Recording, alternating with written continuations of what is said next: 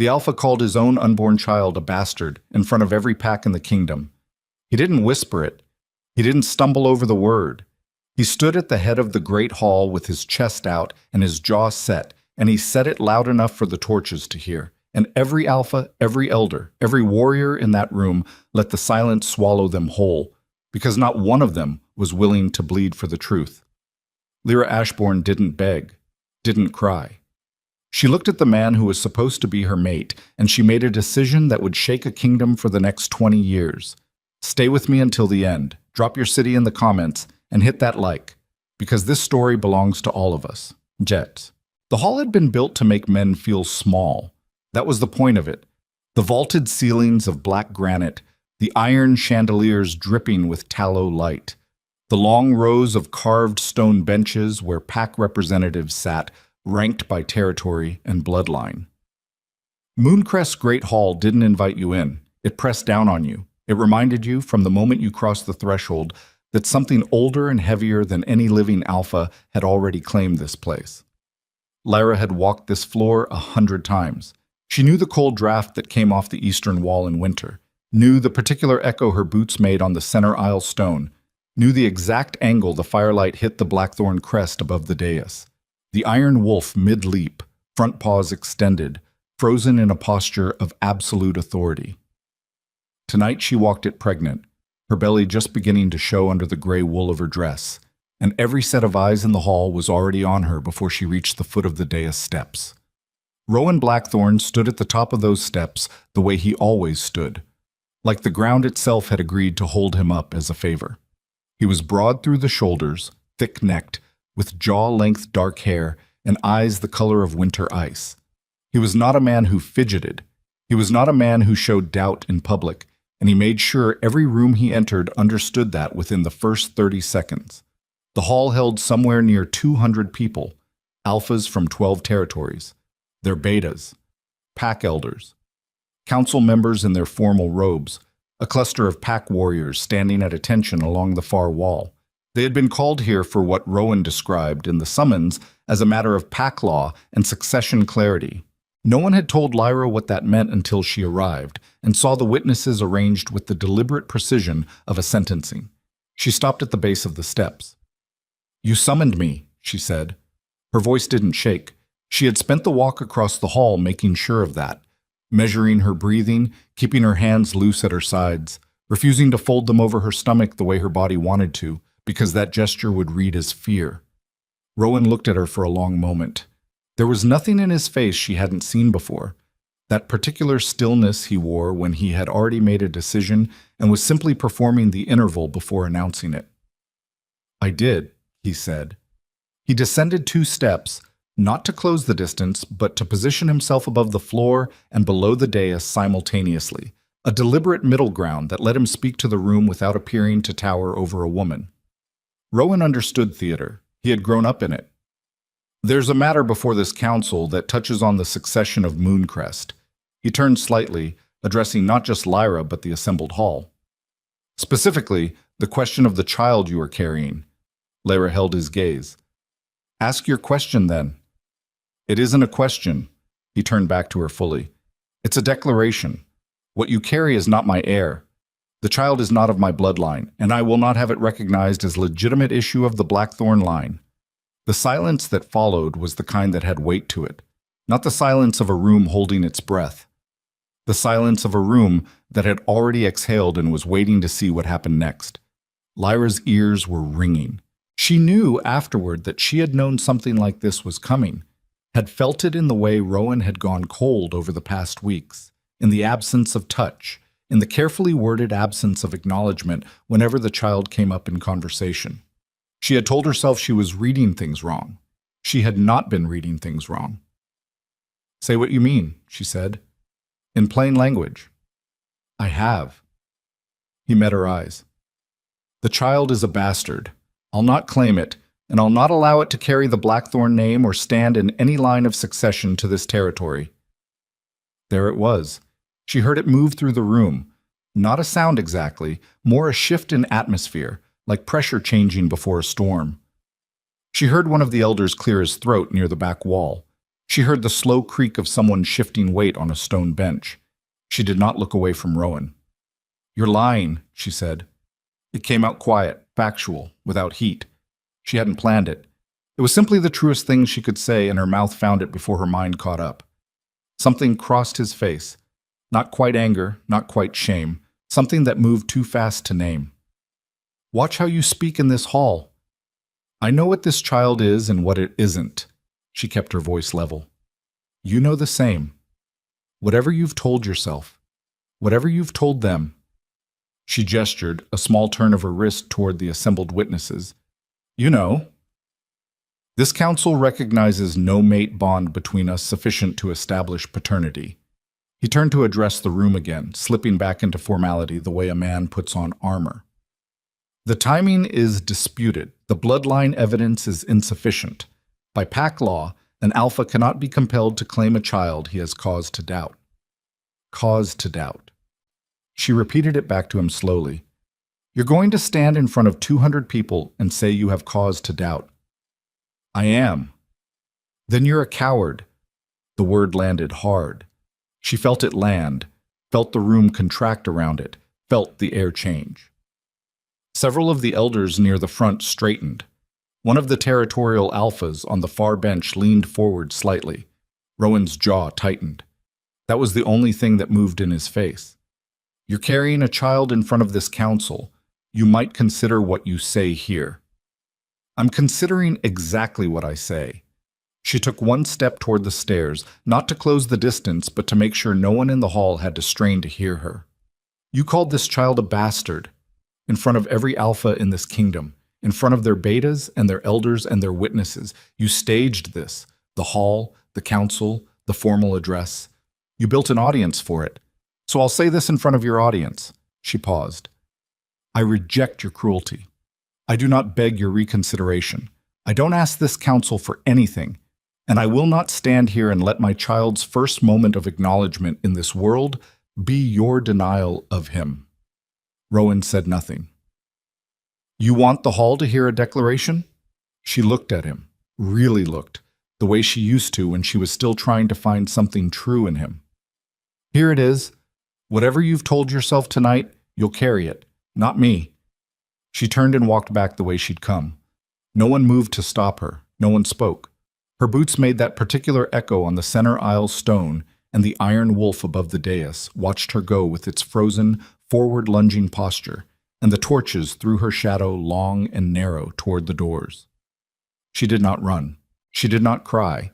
She pushed through the heavy oak doors into the cold of the outer corridor, and she kept walking. Why, she had a room in the east wing, assigned when she'd come to Mooncrest 18 months ago as Rowan's declared mate.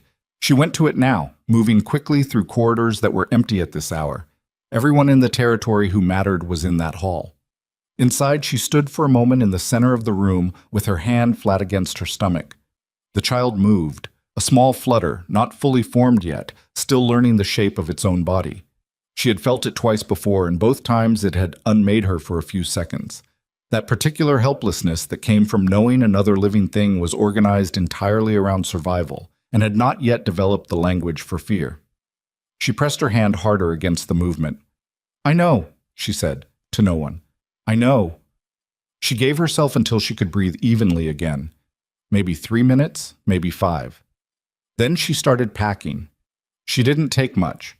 2 changes of clothes, the heavy wool she'd brought from her home territory, her belt knife, the small amount of silver coins she'd kept in the lining of her travel satchel since she'd arrived, because she had not been raised to arrive anywhere without a way to leave.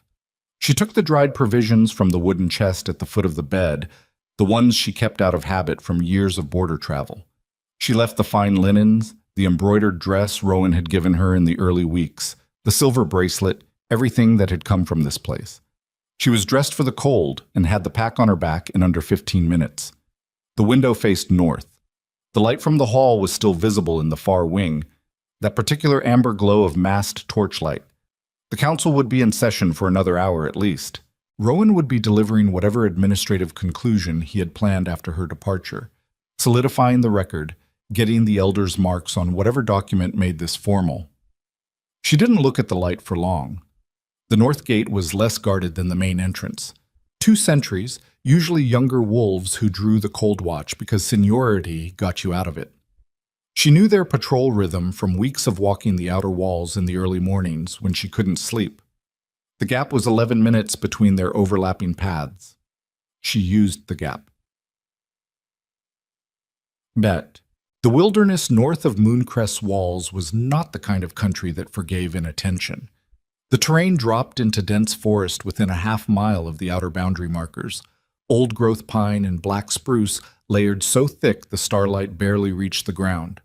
The cold came off the peaks to the northwest in waves, wet and sharp, the kind of cold that got into exposed skin within minutes and started making decisions for you if you let it.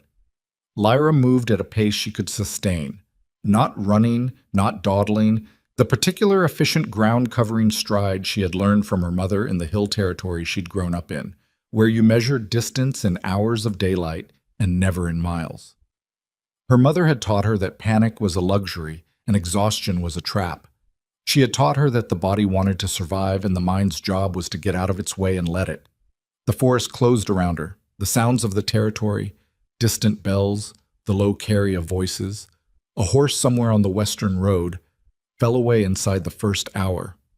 After 2 hours, there was nothing human in earshot. She stopped at a creek she knew from her walks, crouched and drank, then sat back on her heels and took stock. She was 7 months along, she thought, give or take. Maybe 6.5. She had not been precise about dates because precision had felt like a kind of vulnerability, as if naming the arrival of the child too exactly would give the world a handle on it. Her body felt solid, functional, not compromised. She had kept herself strong deliberately, had walked every day of this pregnancy, had refused the enforced sedentary comfort that Rowan's household had offered in the early weeks. She had known, without letting herself fully articulate the knowledge, that she might need her body to function under conditions that comfort would not prepare her for. She had known something like this was coming. That was the thought she let herself have now, crouched by the creek in the dark, with the cold water still on her lips. She had known. She had watched Rowan's face change over months, and she had told herself she was interpreting it wrong, told herself she was projecting her own fears, told herself the distance between them was a temporary thing that tension and time would resolve. She had told herself these things because she had needed to believe them, because she had a child growing inside her, and she had needed to believe that the man she had bound herself to was something other than what he had proven himself to be tonight. She stood. She was done with what she had needed to believe. She was back to what she knew. North. That was the direction. She had traveled the Northern Territories once, years before, on a boundary survey with her pack's elder council. There were small settlements past the Grey Wolf Ridge line. Not formal packs, but communities. Loose affiliations of wolves and humans who had built lives in the places the empire-minded alphas had no interest in claiming. Hard country. Self-sufficient country. The kind of place that didn't ask questions about where you came from because everyone there had their own reasons for being far from where they started. She adjusted the pack on her shoulders and headed deeper into the trees. Mess. She found the first settlement 4 days into the journey. It was called Ashford, though she didn't know that until she walked into it. A cluster of low stone buildings tucked into a valley between 2 ridge lines, with a communal smokehouse and a well, and several dozen people who looked at her with the particular guarded assessment of people who had learned to evaluate strangers quickly and make accurate judgments. An older woman met her at the edge of the settlement. She was compact and weathered, with white-streaked hair and the kind of stillness in her hands that spoke of a long life, in which sudden movement had sometimes meant the difference between one outcome and another. "You're alone," the woman said. "Yes." "And you're carrying." "Yes." The woman looked at her for a moment, at her face, at her pack, at the condition of her boots and the way she was standing, which was straight but not without the particular fatigue of someone who had been moving for days through hard terrain. Whatever she assessed, she seemed to reach a conclusion. "We've a healer," she said. "Come inside." Her name was Mara. She had been in Ashford for 30 years, she said, having arrived under circumstances she didn't detail. She ran the community's stores and served as one of its informal council. She showed Lyra to a small room behind the communal hall, brought warm food, and asked no questions about where she had come from or what had sent her north in winter with a pack on her back and a child in her belly. The healer came in the evening, a lean man named Corvin, with capable hands and a quiet manner. He checked her over with the practical thoroughness of someone who had delivered children in conditions far from ideal and wanted to know what he was working with. 7 months, near as I can tell, he said. The child is well positioned. You've kept yourself strong, which helps. He paused. You intend to stay through the birth? Lyra looked around the small room, stone walls, a narrow window, a cot with a decent wool blanket. Outside the window she could hear the sounds of the settlement, someone splitting wood, 2 children arguing in the distance, the low rhythm of a community going about its evening. Until I find the right place, she said. I don't know yet if this is it. Fair enough. He stood, wiping his hands on a cloth. Ashford's not much, but it stands. That's more than some places can say. She stayed through the birth. Sid. The child came on a night in late winter when the snow was still heavy on the ridgeline and the temperature had dropped to the kind of cold that made the window frame crack and groan through the night. Corvin was there, and Mara, and a younger woman named Senna, who held Lyra's hands through the worst of it and didn't flinch when Lyra's grip went white-knuckled and shaking. The labor was long, nearly 14 hours. Not dangerous, Corvin said at one point, but demanding. He said it matter-of-factly, in the way he delivered all his assessments, and Lyra found it steadying. Dangerous and demanding were different problems. She understood demanding. Demanding meant endurance, and endurance was the only thing she had ever fully trusted in herself. The child arrived near dawn, and Corvin caught him with practiced hands, and Lyra heard him before she saw him. A fierce, affronted sound, high and raw. The sound of someone who had been in a warm, dark place and was deeply unhappy about the change. She held him for a long time without speaking. He had her coloring, the dark auburn that went almost brown in low light, the gray-green eyes she'd had as an infant according to her mother's description. His face was red and scrunched, still processing the indignity of the world, and his hands were clenched into furious small fists against his chest. What will you call him? Mara asked from across the room. Lyra looked at the fists, at the set of his jaw already, even at this size, that particular stubbornness that she recognized. Kyle, she said. Kyle Ashbourne. Not Blackthorn, not any part of what Rowan had built and called a kingdom. Ashbourne. Her name, her territory, the line she'd come from, and the one she'd carry forward. The child would know where he came from. He would not know it as a wound. They stayed in Ashford for 2 years. Lyra worked. There was plenty of work in a settlement of that size, and she was not a person who could tolerate being idle without deteriorating in ways she found unacceptable. She helped with the store management, learned the settlement's trading relationships with the 3 nearest communities, and spent her evenings with Kyle in the way her mother had spent evenings with her, teaching him the names of things, the weight of things, the reasons things broke, and the ways you fix them. Mara watched her do it without comment for several months, and then said, one evening over the communal fire, "You're building something." Lyra looked at her. "I'm raising a child." "That's what I mean." Mara looked at Kyle, who was on Lyra's lap focused on a piece of pine bark he'd found interesting. "You're doing it like it's construction, like every day is a plank in a floor." Lyra considered this. "Is that a criticism?" "No." Mara poked at the fire.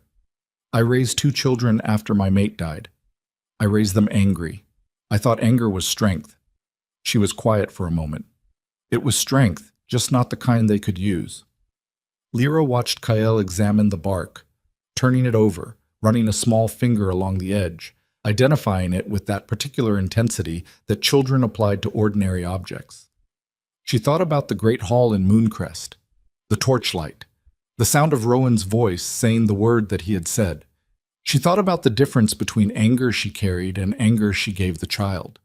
Thought about how easy that transfer was, how natural, how you could love something completely and still poison it without meaning to, just by the flavor of the fear you breathed into the same air it breathed. "I know," she said. It was all she said. Mara didn't push further. They moved further north in the child's third year. Not because Ashford had failed them, it hadn't. It had been decent and functional, and she had come to feel a genuine affection for the settlement and its particular rhythms. She moved because she was not a person built for permanent stillness, and because Kyle was starting to move through the community with the restless, outward-pulling energy of a child who had already learned everything immediately around him and was looking for the edge of it. She had heard through the trading network of a larger settlement called Thornwick, 2 days' travel northeast, more established, with a proper school and a market and a surrounding territory that needed people who could manage land and coordinate supply. She went to look at it and came back to Ashford and spent a week making the decision carefully, the way she made all decisions, and then told Mara they were going.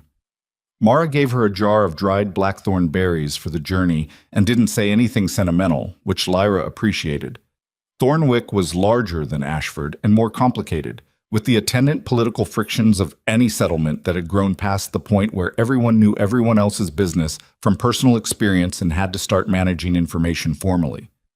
Lyra navigated it the way she navigated most things, by paying attention to the way people talked about other people before they noticed you were listening, by finding out who held actual competence versus formal title, by making herself useful before she made herself visible. Within 6 months, she was coordinating supply across 3 adjacent settlements on behalf of Thornwick's council. Within a year, she had helped negotiate a resource-sharing arrangement with a wolf pack in the eastern hills that had been in low-grade territorial conflict with the settlement for a decade. She did it without authority, without title, with nothing but the particular kind of patient directness that eventually wore through defensiveness because it gave people nothing to push back against. Kyle grew. He was not an easy child, not difficult in the way that came from willfulness or indifference, but difficult in the way that came from too much interior life and too much physical energy and not always knowing what to do with either simultaneously. He was precise in his thinking, sometimes startlingly so, and could be relentless about a problem once he'd decided it was worth solving. He was also capable of a fury that alarmed adults who witnessed it the first time. Not a tantrum exactly, more a controlled conflagration, a rage that he seemed to be aware of even as he was inside it, that he worked to manage with a seriousness that was sometimes difficult to watch in a small child. Lyra taught him what her mother had taught her. She taught him that the body's first response to threat was usually right, and the mind's job was to direct it rather than override it.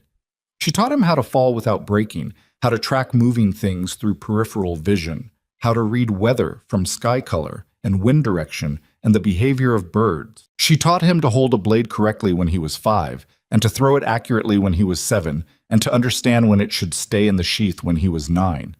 And she taught that last thing, she explained to him, because anyone could learn the first 2 in a few months.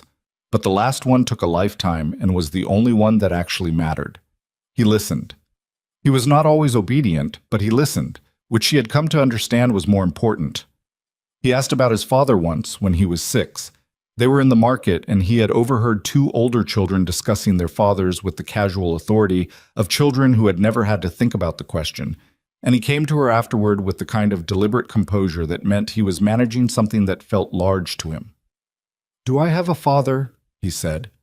It came out as a statement rather than a question, which was characteristic of him, as if he was reporting an observation he needed confirmed or denied. Lyra crouched to his level. She had thought about this moment. She had not planned a speech, because she distrusted speeches she'd given herself in advance. "Yes," she said. "Where is he?" "Far south, in a place called Mooncrest." "Did he leave?" She looked at her son's face, the gray-green eyes that were hers, the jaw set with that particular determination that she had noticed even on his first day. She thought about what to say. She thought about all the ways she could shape what she said into something more navigable, something that wouldn't sit in him like a stone and have to be carried. She chose the truth instead because she had decided before he was born that he would be raised on it. "No," she said. "I left, because he said something that made staying impossible." "What did he say?" "He said you weren't his." Cale processed this with the focused silence he brought to problems. "Was it true?" "No." "Then he lied." "Yes." "Why?" She looked at him for another moment. I don't know exactly. I think he was afraid of something. I think he made a choice that fear made easier. I don't think that justifies it, and I don't think it doesn't matter. I think both those things are true at once. Cale seemed to turn this over in his mind the way he turned over things he'd found interesting. Then he said, "Are we going back?" "No." "Okay," he said, and he went back to looking at the market stalls. She watched him go and felt the stone settle somewhere in the back of her chest, where she kept things she didn't have time to address fully. She filed it there and went back to her work. He began shifting at 13. It was late. Most wolf-born children shifted for the first time between 9 and 11, and she had watched the timing slip past those benchmarks without saying anything to him about it, without letting her own attention to it show. She had not wanted him to feel the delay as a failure or an absence. She had told herself it was simply a matter of timing, and that timing meant nothing. The first shift came in the middle of the night, and it woke her. Not a sound exactly, but a change in the air of the house, a pressure differential, a sense of energy moving differently than it had been moving when she fell asleep. She found him in the back of the house, in the packed dirt yard behind the water barrel, and what she saw stopped her at the doorway. He was massive. That was the first thing. The sheer scale of him, the wolf that had come out of her 13-year-old boy, so much larger than any juvenile shift she had ever witnessed, that for a moment she simply stood and registered it as a fact. Most first shifts produced an animal roughly the size of a large dog, uncertain and uncoordinated and usually frightened of itself. What stood in her yard was closer to the size of a draft horse, silver-coated, with a quality to the color she had never seen. Not the flat silver of most silver wolves, but something that moved in the available light like it was generating its own, a faint luminescence in the coat that was either a trick of the moonlight or was not. He was looking at her. The yellow-white eyes that wolf form gave him were wide and aware. He was present in there. He knew it was her, and she could see him trying to figure out what to do with everything he had just become. She walked into the yard slowly. She made no sudden movements. She stopped a few feet from him and let him read her the way wolf form needed to. Scent, stillness, the particular quality of a body that is not afraid. "I know," she said. "I know. Stay there." She sat down in the dirt, cross-legged, in front of him. She looked up at him. He breathed. Huge, slow breaths, each one visible in the cold air. She stayed there for most of the night. In the morning, when he shifted back, he sat in the dirt beside her, and they were both very cold, and he said, "That was a lot." "Yes," she agreed. "Am I supposed to be that big?" She thought about telling him she didn't know. She thought about telling him it didn't matter. She thought about the luminescence in the silver coat and the weight that the air had carried in that yard. "I don't know what you're supposed to be," she said. "I know what you are." He looked at his hands, human hands again, knuckles scraped from the involuntary transformation sequence. "What am I?" She looked at him. The son who had been born at dawn in a stone room in a settlement she had walked to alone in winter. The child who had been called a bastard before he drew breath. The boy who was now looking at his own hands with the focused seriousness he brought to every problem worth solving. "Yours," she said. "You're yours. That's where we start." He was quiet for a while. Then he said, "The silver. Will other people be able to see it?" She had been thinking about this since she came out of the house and found him in the yard. "Yes," she said, "when the time comes." "When does the time come?" "When it's time," she said, "not before." She stood, brushed dirt off her trousers. "Come inside. You need to eat." He stood, and she noticed even in human form that he was taller than he'd been yesterday. Not substantially, not visibly to anyone who hadn't been studying him the way she studied him, but she noticed. The body remembering what it had been for a few hours in the night and reorganizing around the knowledge. They went inside. She did not tell him what the luminescence in his coat meant. She had seen it once before in her life, in an old illustration in a council archive she had spent an afternoon in when she was 22, doing research on bloodline history for her pack elders documentation project. A drawing, faded and careful, of a wolf from an extinct bloodline. The notation beneath it had been brief. Silver eclipse. the last recorded appearance 3 centuries prior. She had closed the archive book and not thought about it for years. She thought about it now.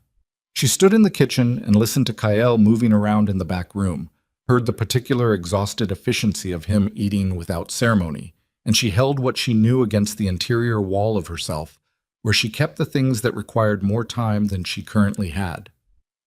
Outside, the northern morning was coming in gray and slow over the ridgeline, the kind of cold that pressed against the window glass and fogged the corners. Somewhere in the south, in the territory she had walked away from 13 years ago, a kingdom was still standing. An alpha was still on his throne. The machinery of power that had looked at her unborn child and called him nothing was still in motion, still grinding through its daily operations, still believing the story it had told itself in that hall with the torchlight and the iron wolf above the dais. She started the fire.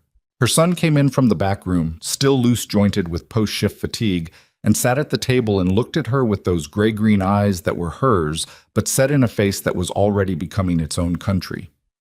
"What are we doing today?" he said. She looked at him across the kitchen of this small house, in this northern settlement that was not Mooncrest, not anything that Rowan Blackthorne had ever considered worth looking at. "Training," she said.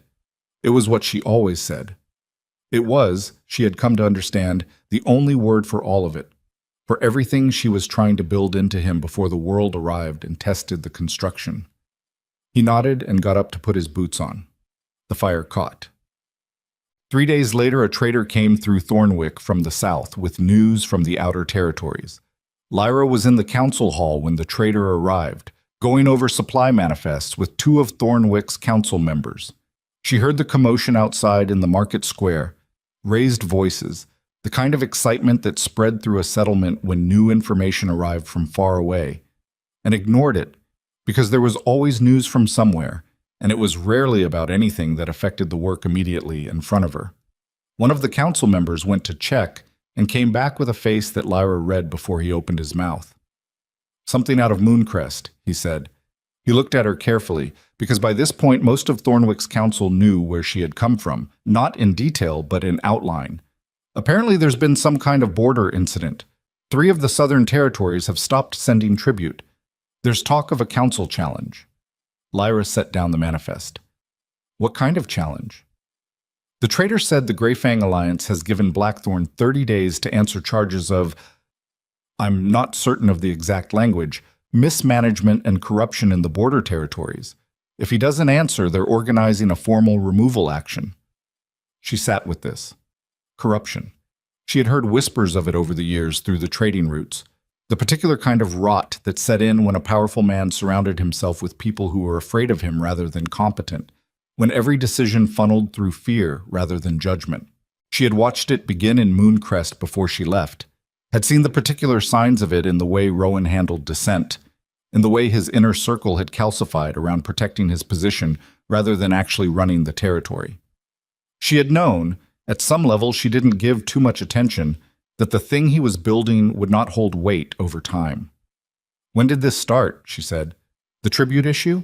Apparently been building for 2 years. The formal challenge is new, this season." She nodded and picked up the manifest again. "Lyra," the council member said. His voice had a question in it he wasn't asking. "I heard you," she said. "Thank you for telling me." She went back to the numbers. That evening she stood outside the house in the dark and let herself think about it for a while. The Greyfang Alliance, 30 days, a formal removal action. The machinery of a kingdom grinding toward a consequence it had been building toward for years without knowing it.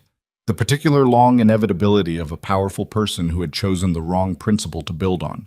Behind her, through the window, she could hear Kael inside doing whatever he did in the evenings. The creak of him moving around, the sound of something being set down and picked up. He had been training for 3 days with a seriousness that was new, even by his standards. The shift had changed something in him, not made him harder exactly, but made him more deliberate, more focused in a way that had less to do with childhood discipline and more to do with a young person who had encountered evidence that the thing he was carrying was large and had decided to be equal to it. She thought about the drawing in the archive. Silver eclipse. 3 centuries.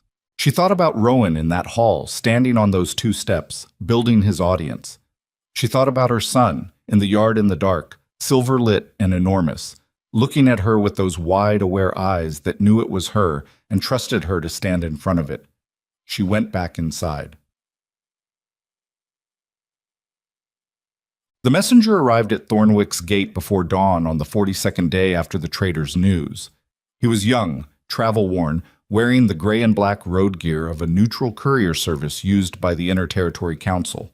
Not a pack messenger, not an alpha's man, but the kind of institutional courier that all sides trusted precisely because they worked for no one specifically.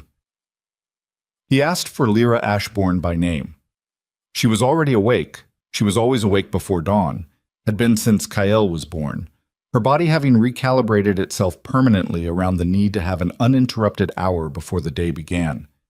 She came to the gate in her work clothes, her hair loose because she hadn't done it yet, and looked at the courier with the particular assessment she gave all unexpected arrivals. "Who sent you?" she said. "The Inter-Territory Council." He held out a sealed document. "You're named as a party of interest in a formal council proceeding." She looked at the document without taking it for a moment. "What proceeding?" "The succession challenge against Alpha Rowan Blackthorn of Mooncrest." The courier kept his voice flat, professional. "The council has determined that in the event of a contested succession involving bloodline questions, all parties with direct claims are required to be formally notified and given the opportunity to bring evidence before the council within 90 days. He extended the document again. "Your name was submitted as holding a direct claim on behalf of a minor." Lyra took the document. She broke the seal and read it there at the gate with the courier waiting and the cold morning air coming off the northern ridge. The language was formal and careful, the kind of language that council scribes spent years developing specifically to be precise without being inflammatory. She read through it twice. Then she looked up at the tree line above the settlement, at the gray beginning of light starting to show behind the eastern ridge, and she stood very still for a moment in the way she stood when she was processing something she had known was coming and was now here. "Is there a reply required?" she said. "Within 15 days. She folded the document along its original creases. "Thank you," she said. "You'll find food and shelter at the communal hall. Tell them I said." The courier nodded and went.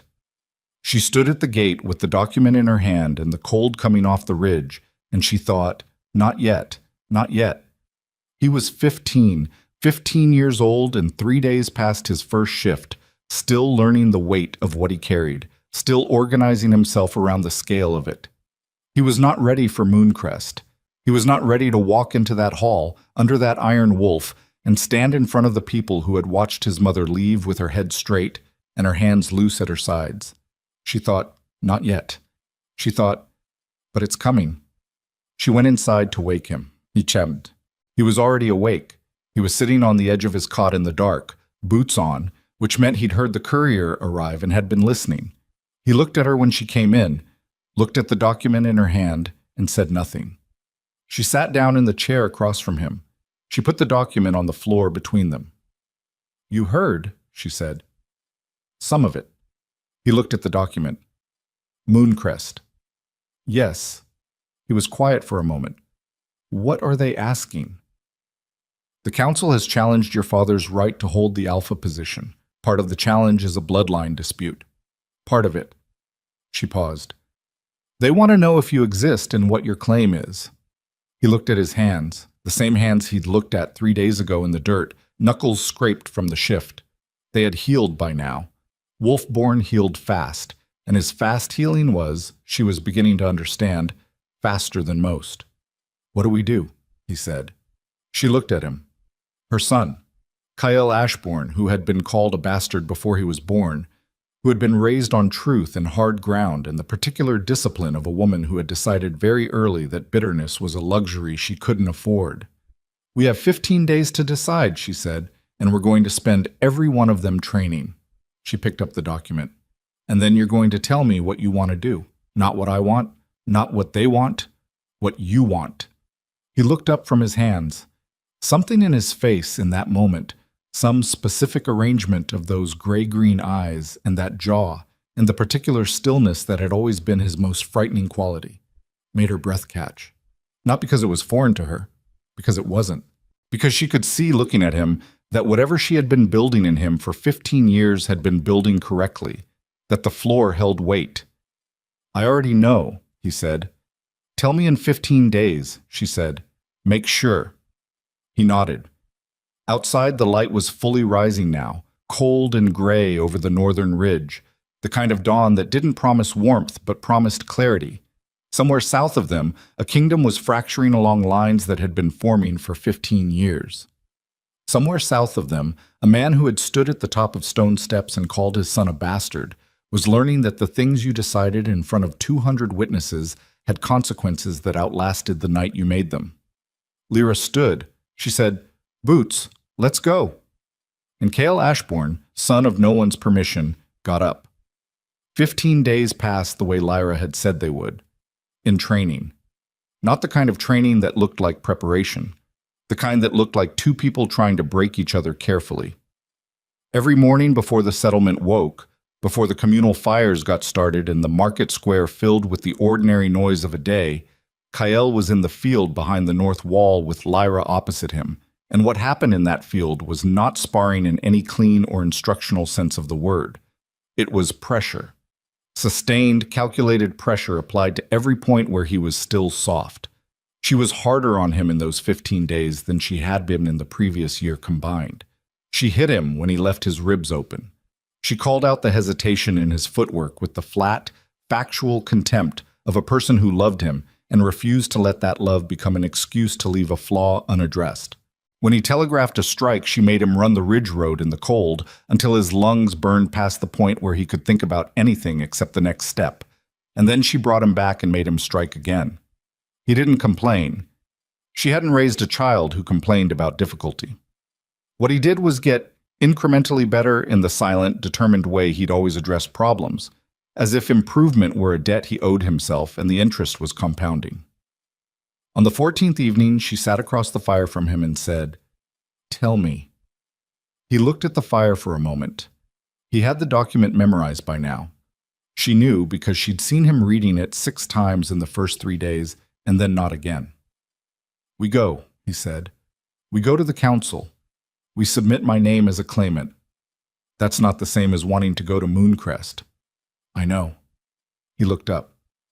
"I want to go to Mooncrest." She studied his face. "Why?" "Because it's not finished." He said it the way he said things that had already been through the full process of his thinking and come out the other side decided. Not by him calling you what he called you, not by you leaving. That's not an ending. That's where something stopped that shouldn't have stopped there. She was quiet. "And because whatever I carry—" He paused, his jaw setting in that way she'd watched him develop since early childhood, the particular configuration of his face when he was holding something large enough to require structural support. "I'm not going to carry it for nothing. Sitting up here in the north while a kingdom falls apart because the man who was supposed to hold it decided fear was leadership." He looked at his hands. "I'm not built for that." Lyra looked at her son across the fire. She looked at the face that was no longer a boy's face, had stopped being that sometime in the last 15 days, or maybe before, maybe gradually in ways she'd been tracking without naming. She looked at the set of his shoulders and the steadiness in his eyes and the shape of a person who had been constructed carefully, plank by plank, and was now standing on their own floor. She said, "We leave in the morning." But they reached the Inter-Territory Council seat in 11 days. The council sat in a city called Greyvane, positioned at the geographic intersection of 4 major pact territories. Chosen for that reason a century back, neutral ground maintained by collective agreement, and the particular kind of exhausted pragmatism that came from enough generations of interpact war that everyone had lost someone and was tired of it. Lyra had been to Greyvane once before, years back. The city had grown since then. More permanent structures, more trade infrastructure. The particular expansion of a place that had been stable long enough for people to start investing in it. The council hall was the largest building on the central square, stone and timber, flying the neutral gray banner of the Inter-Territory Mediation Authority.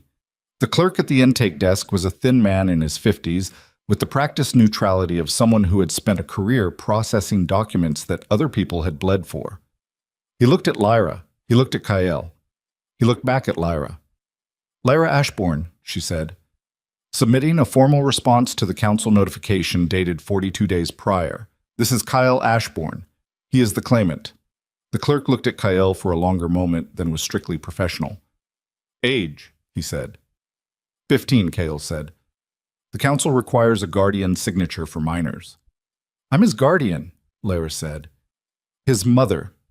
You have my name on the original notification. The clerk made a note.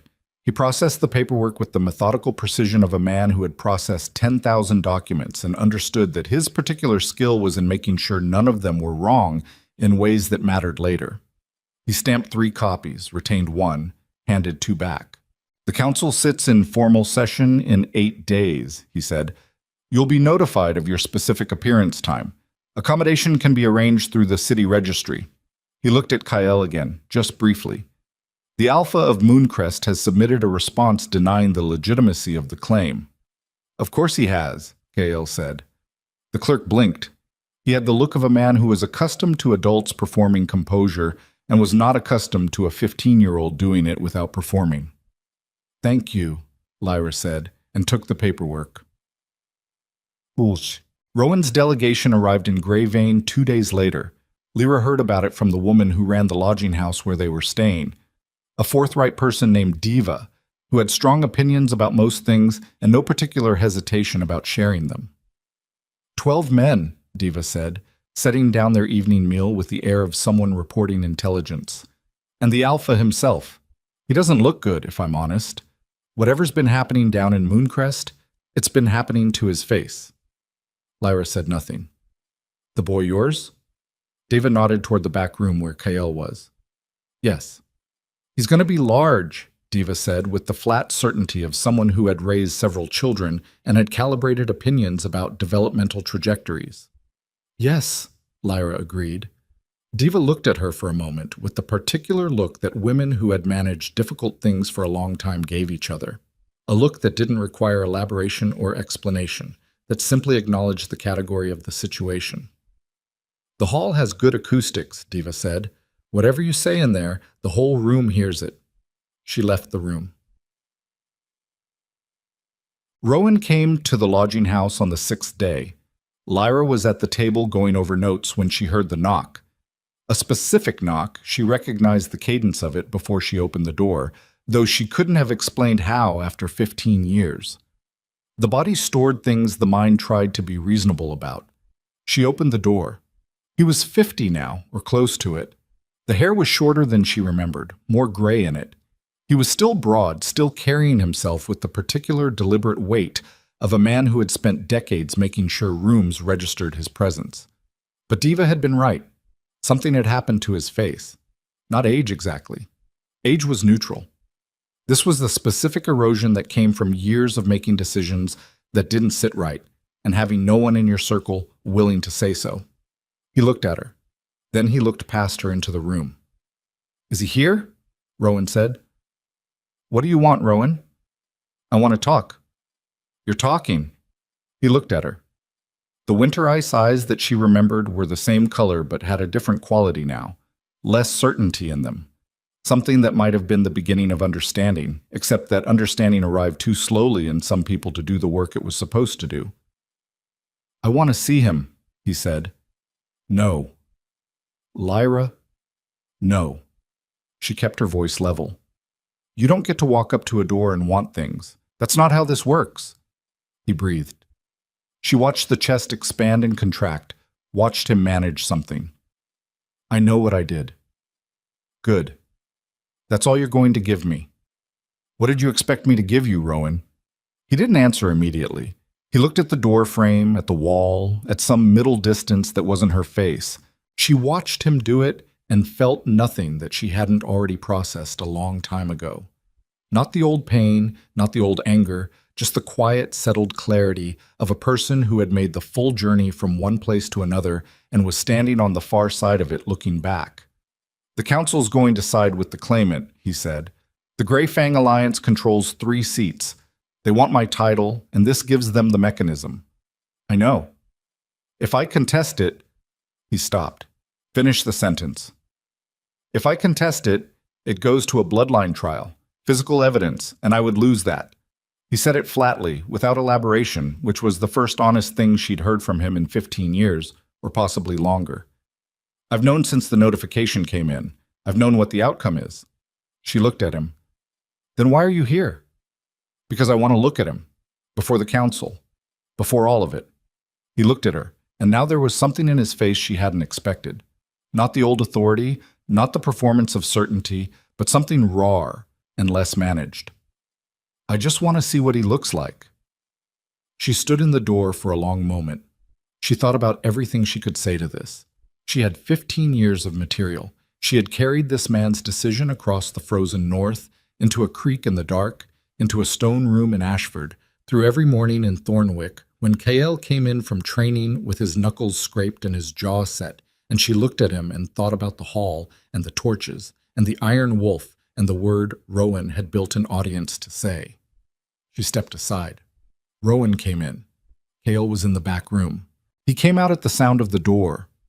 He was always aware of the room's changes, had been since childhood, that particular alertness that she had taught him, and that he had exceeded in ways she hadn't taught. And he stopped in the doorway of the back room and looked at Rowan. The silence was the loudest thing in the building. Rowan looked at his son. He looked at him the way a man looked at something he'd been told about and had built a version of in his mind and was now confronting the version that actually existed, which was nothing like what he'd built. Kael looked at his father the way he looked at problems he had already processed and was done being surprised by. "You're him," Kael said. "Yes." "My mother told me what you said." He said it without heat, factual. "In the hall."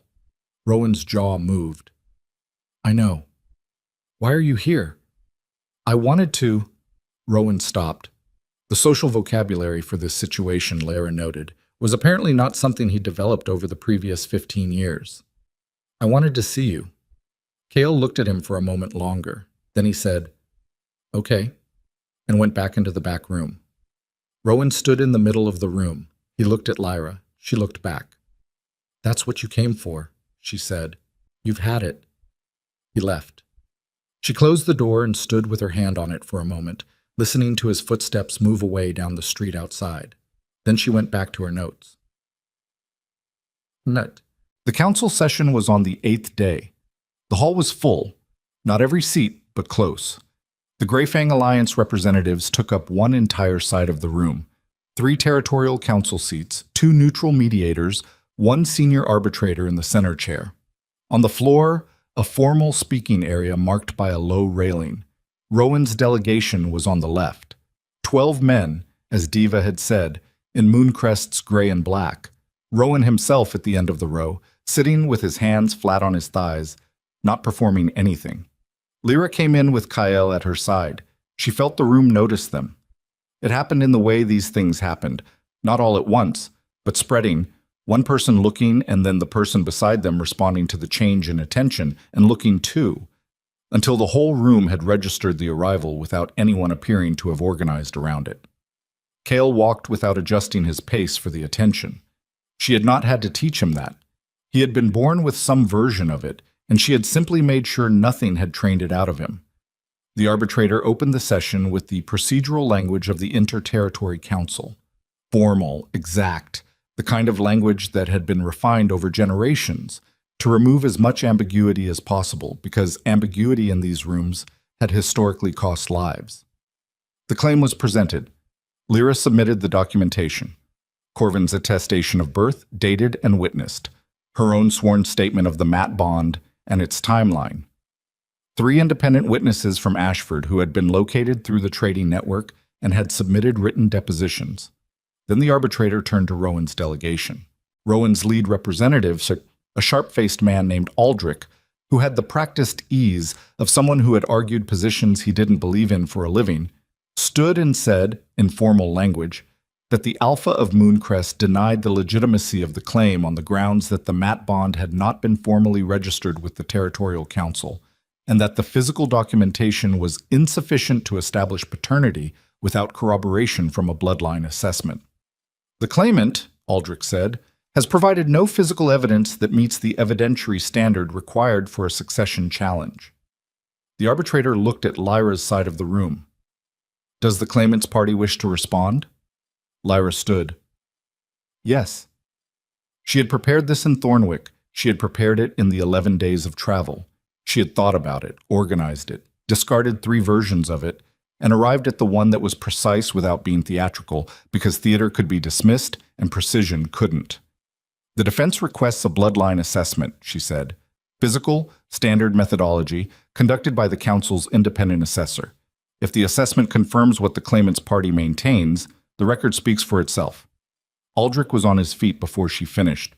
The Alpha of Mooncrest does not consent to a bloodline assessment on the basis of He doesn't have to consent, one of the Greyfang council members said from the bench. He said it quietly, without looking up from the documents in front of him. It's a standard evidentiary procedure in contested succession claims. The council can order it with or without the respondent's consent. The silence that followed had a particular texture. Lyra sat down. Beside her, Kael was looking at the floor in front of him. Not because he was overwhelmed, why, she could read him, had always been able to read him, but because he was concentrating. He was doing what he did when the problem in front of him required more than surface attention. He was turning it over, looking at every side, identifying the structural points. He looked up and met her eyes for just a moment. She gave him nothing visible. She didn't need to. They had been having this conversation for 15 years in the particular language of people who had lived in close proximity to difficulty and developed a precise shorthand for it. He looked back at the floor. The arbitrator ordered the assessment. It happened that afternoon in a side room off the main hall, conducted by the council's assessor, a woman of middle age with the calm technical manner of someone for whom bloodline confirmation was procedural rather than dramatic. It took 20 minutes. She came out and submitted her written finding to the arbitrator without speaking to either delegation. The council reconvened an hour later. The arbitrator read the finding aloud. The room was quiet enough that Lyra could hear the candles in the far sconces. She could hear Kyle breathing beside her, steady, measured, the breath of a person who had learned to regulate it under pressure because the alternative was useful to no one. The finding confirmed paternity. The language was technical and unambiguous. Cale Ashbourne was, according to the bloodline assessment, the biological son of Alpha Rowan Blackthorn of Mooncrest. Lyra did not look at Rowan's delegation. She looked at the arbitrator, who was still reading, and she held her hands loose in her lap and she breathed. Given the confirmed bloodline evidence, the arbitrator said, and the existing challenge against the current Alpha's fitness to hold the Mooncrest succession, this council finds that the claimant holds a legitimate standing in the succession question. The council will... The door at the back of the hall opened.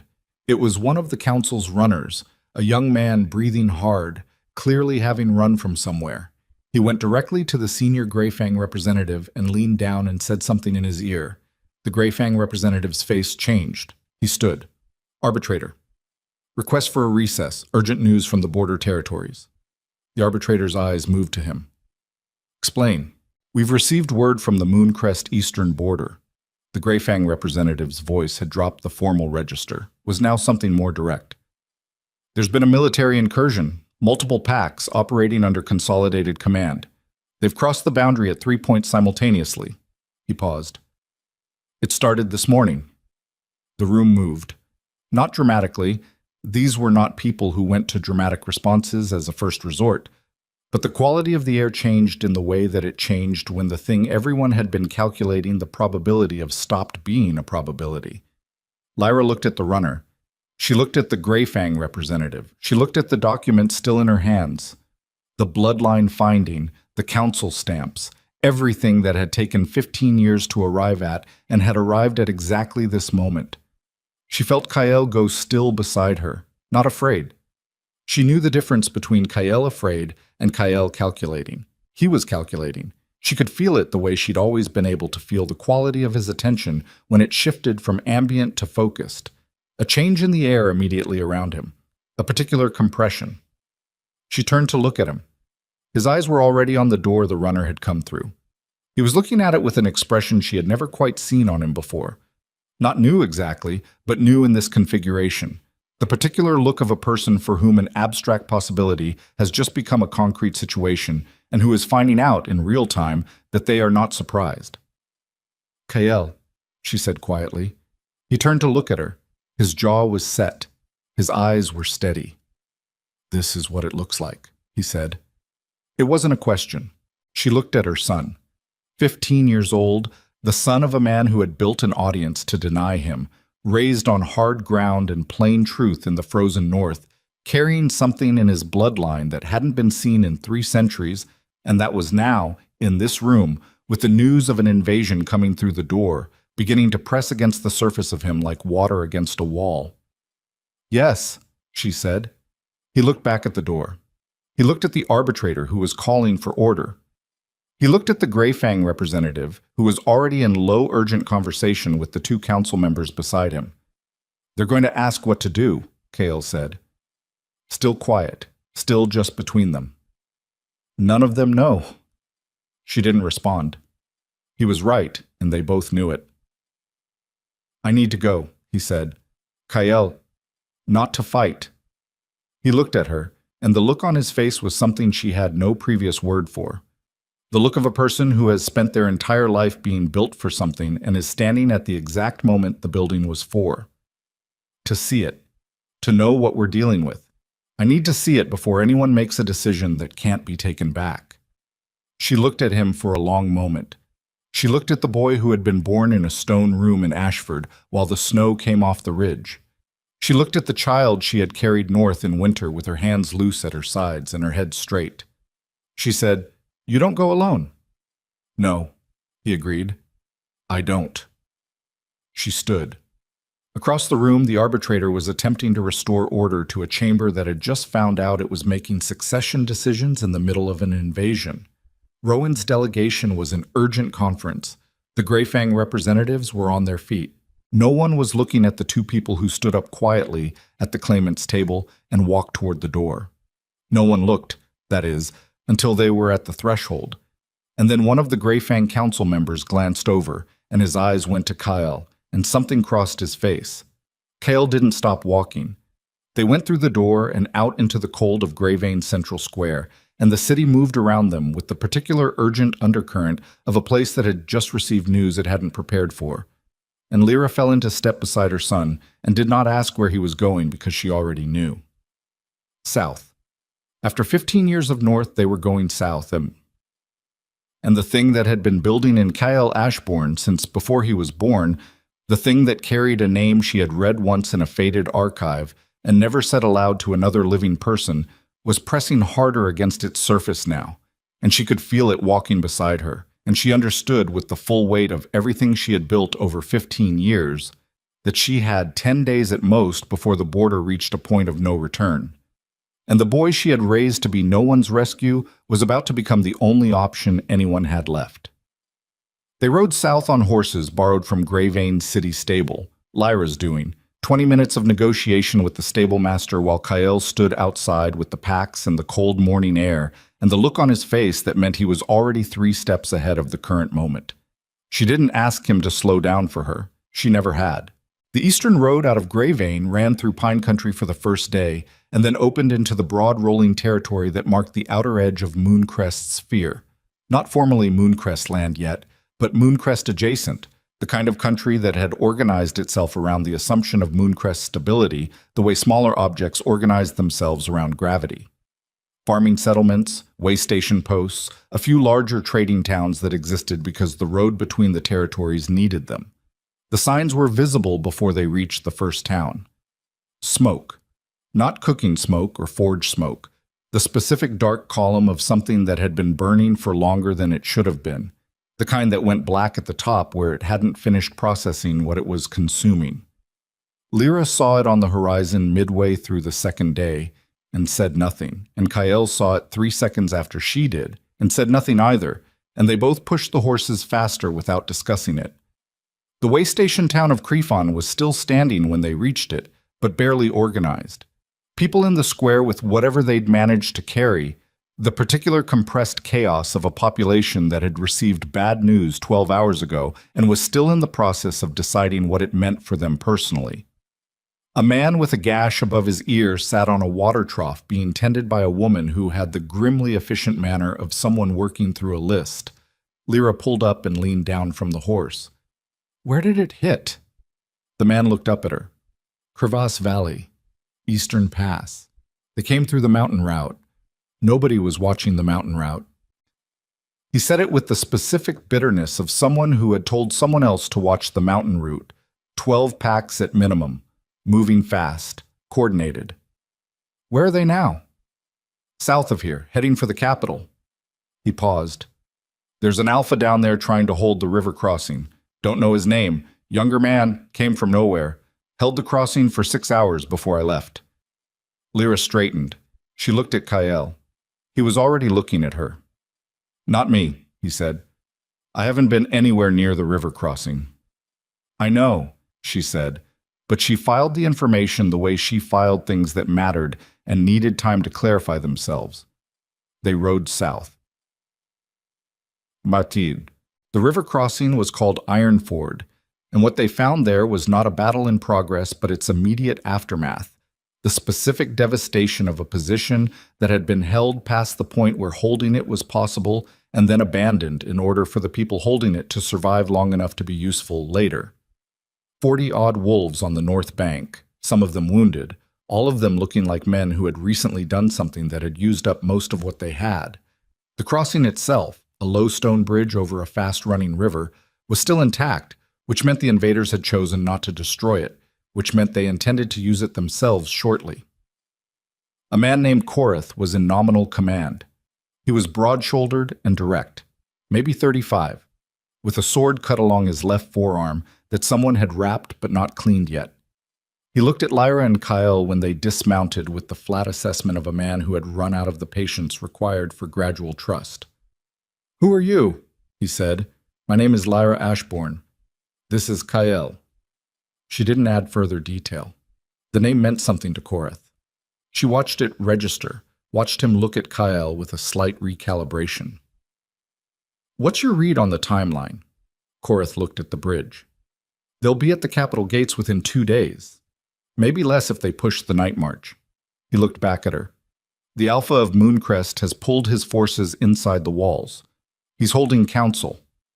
He said the last 2 words with the specific tonelessness of a man who thought holding council at this juncture was a poor use of what time remained. "Who's advising him?" she said. "Aldrich." She absorbed this. Aldrich, Rowan's lead delegate at the council session in Greyvein. The sharp-faced man who had made the legal arguments against Kyle's claim with the ease of long practice. "What's Aldrich recommending?" "Surrender terms," Korath said. "Negotiated capitulation. The Greyfang Alliance has offered to let the current Alpha retain a ceremonial position if he surrenders the succession formally." He looked at her steadily. "The offer expires when their forces reach the capital gates." Lyra said nothing. Kale said, "He's going to take it." Both of them looked at him. He was looking at the bridge, at the south bank, at the line of trees beyond it where the invading army was moving through in a column that they could hear now. The low, sustained sound of organized movement, not yet visible, but close enough to feel. "He's going to take the surrender terms," Kyle said again, "because Aldrich will frame it as the pragmatic choice. And Rowan has spent 15 years making decisions based on what Aldrich frames as pragmatic." He turned. His eyes were flat and focused. "Except this particular pragmatic choice hands the succession to the Greyfang Alliance without a bloodline trial, which means it extinguishes my claim before the council can act on the finding."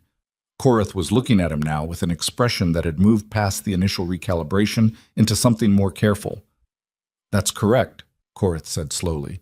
"Then we need to get to the capital before he signs anything." Korath looked at Lyra. "How old is he?" "Old enough," she said. "Can you get us to the capital?" They reached Mooncrest's outer walls the following morning, Korath and 8 of his men riding with them, having made the decision with the speed of someone who had already been looking for a reason to make it. The capital was not yet under siege. The invading force was a day behind them, pushing hard but not yet at the walls. The gates were closed, which was expected, but the reaction to Lyra's name at the gate was something she hadn't anticipated. Immediate recognition, immediate change in posture among the gate guards, and a rapid internal communication that brought a senior guard captain to the gatehouse within 10 minutes. The captain looked at her. He looked at Kyle. He had the specific look of a man who has been briefed about a situation in general terms and is now confronting it in specific terms and finding the specific more arresting than the general. "The Alpha is in council," he said. "I know," Lyra said, "which is why we need to be inside those walls." He let them in. The city felt compressed.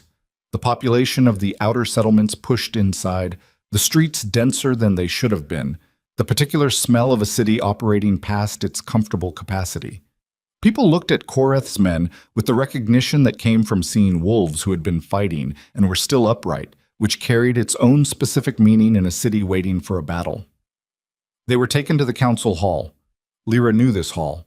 She had walked its floor 100 times, knew the echo her boots made on the center aisle stone, knew the angle of the torchlight on the blackthorn crest above the dais. She walked in, and it pressed on her the way it always had. All that deliberate weight, all that architecture of authority. Rowan was at the head of the table, and he looked up when they entered, and his face went through 3 separate things in approximately 2 seconds. Aldrich was on his right. Aldrich looked at Kyle and then at Lyra with the particular expression of a man who has planned a sequence carefully and is watching an unscheduled variable walk through the door. "This session is closed," Aldrich said. "To who?" Kyle said. Aldrich looked at him. "To uninvited parties. I'm a claimant with a confirmed bloodline finding from the Inter-Territory Council."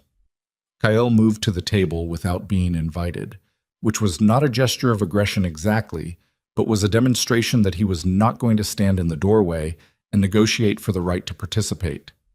"That finding was issued yesterday, which means I'm a party of direct interest in any succession decision made in this room." Aldrich looked at Rowan. Rowan was looking at Kale. He had not looked away from him since they walked in. His face was doing something she couldn't fully read. Not the old authority, not the managed blankness she remembered from the hall 15 years ago. Something that had no previous frame in her experience of him. "Rowan," Aldrich said, "the terms expire in—" "I heard him," Rowan said. He hadn't looked away from Kale. "What are the terms you're being offered?" He was asking Kale, not Aldrich, not Lyra, his son. Kale looked at him across the table. "Ceremonial title. No authority. The succession transfers to Greyfang's preferred line. Your bloodline ends here. And if I don't sign?" "They take the city anyway. But the succession is unresolved. The council's bloodline finding gives me legal standing to contest whatever claim they install." Aldrich stood. "That's a 15-year-old's reading of council law, and it's incorrect. The inter-territory finding can be challenged on jurisdictional grounds." "By whom?" Koreth said from the doorway. He said it quietly, without hostility, in the voice of a man who had held a river crossing for 6 hours and had arrived at a point where he was no longer interested in the intermediate steps. "Mooncrest Council? They're about to sign away their authority. The territorial alphas who might challenge it are the ones currently marching on your walls." Aldrich looked at Koreth. He looked at Lyra. He looked at Kyle.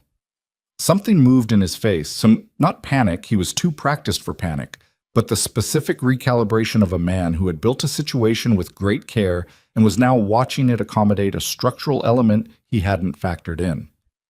"Rowan," he said, "you need to sign before—" "Tell me what you told the Greyfang delegation," Kyle said.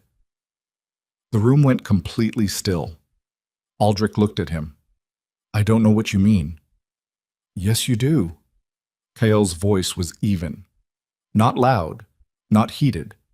The flat, factual register of someone who has looked at a problem from every angle and arrived at the part underneath it. The mountain route. Nobody was watching the mountain route. 12 packs, coordinated timing, entering through the exact passage that wasn't covered. That doesn't happen without information. Someone told them what wasn't covered and when. The silence had a different quality now. Lyra looked at Aldrich. She watched his face. She had spent 15 years reading the faces of people who were managing information they didn't want read, and what she saw now was not innocence and was not outrage, and was not the specific indignation of a man being falsely accused. It was calculation, Still running, even now, looking for the exit. That's an extraordinarily serious accusation, Aldrich said. It's an observation, Kael said. You can tell me it's wrong. Aldrich looked at Rowan. Rowan was looking at Aldrich now.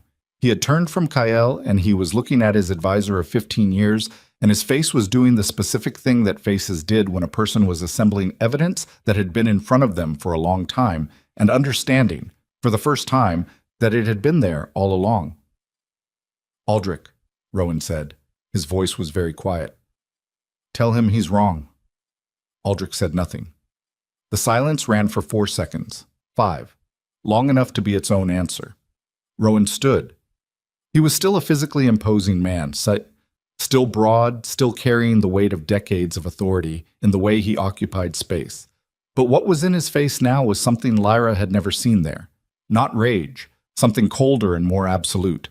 The look of a man who has just understood that the ground he's been standing on was installed by someone else for someone else's purpose. You opened the mountain pass, Rowan said. Rowan, you opened the pass. Not a question anymore. The voice had dropped to something that had no performance in it at all. You've been running me to this point for how long? How long? Aldrich looked at him, and then something happened that Lyra hadn't expected. Aldrich stopped calculating. She watched it happen, watched the machinery behind his eyes change register, and what replaced the calculation was something almost like relief. The specific release of a man who has been carrying a weight in secret and is now, finally, allowed to set it down. 3 years, Aldrich said. The Grey Fang delegation approached me 3 years ago. The room didn't move. You were already losing it, Aldrich said. The tribute failures, the border disputes. The Eastern Pacts were 2 seasons from open rebellion. I made a calculation. He said it the way he said everything, precisely, without flinching. The territory survives under Grey Fang management. It doesn't survive under yours. I chose the territory. You chose your position in it, Korath said from the door. Aldrich looked at him. Those aren't mutually exclusive. Rowan moved around the table. It happened fast enough that 2 of the council members near him pulled back. He reached Aldrich in 4 steps, and he took him by the front of his coat, and he did not hit him. He held him, which was in some ways worse, held him at arm's length, and looked at him with that thing in his face that had no name. Get him out of this hall, Rowan said. He was not talking to Aldrich. He said it to Korath, to the guards at the door, to anyone in the room with the capacity to execute the instruction. Get him out and hold him. Korath moved. 2 of his men moved with him. Aldrich went without resistance, with the air of a man who had already completed everything he had to complete and was now simply existing in whatever came after. The door closed. Rowan stood in the middle of the hall. He stood there for a moment with his hands open at his sides, and Lyra looked at him. At the Alpha of Mooncrest, 15 years after the night in this hall, 3 years into a slow destruction that had been managed by a man he trusted, and she felt nothing that surprised her. She had known, at some structural level she hadn't examined too closely, that the end of Rowan would look something like this. Not spectacular. Not in battle. In an empty room with his hands open after someone he chose had quietly and systematically taken the floor out from under him. He turned to look at Kael. The surrender terms, he said. If I don't sign them. The city takes the siege, Kael said. People get hurt. And if I sign them. The succession transfers. My claim is extinguished. The council's finding becomes irrelevant.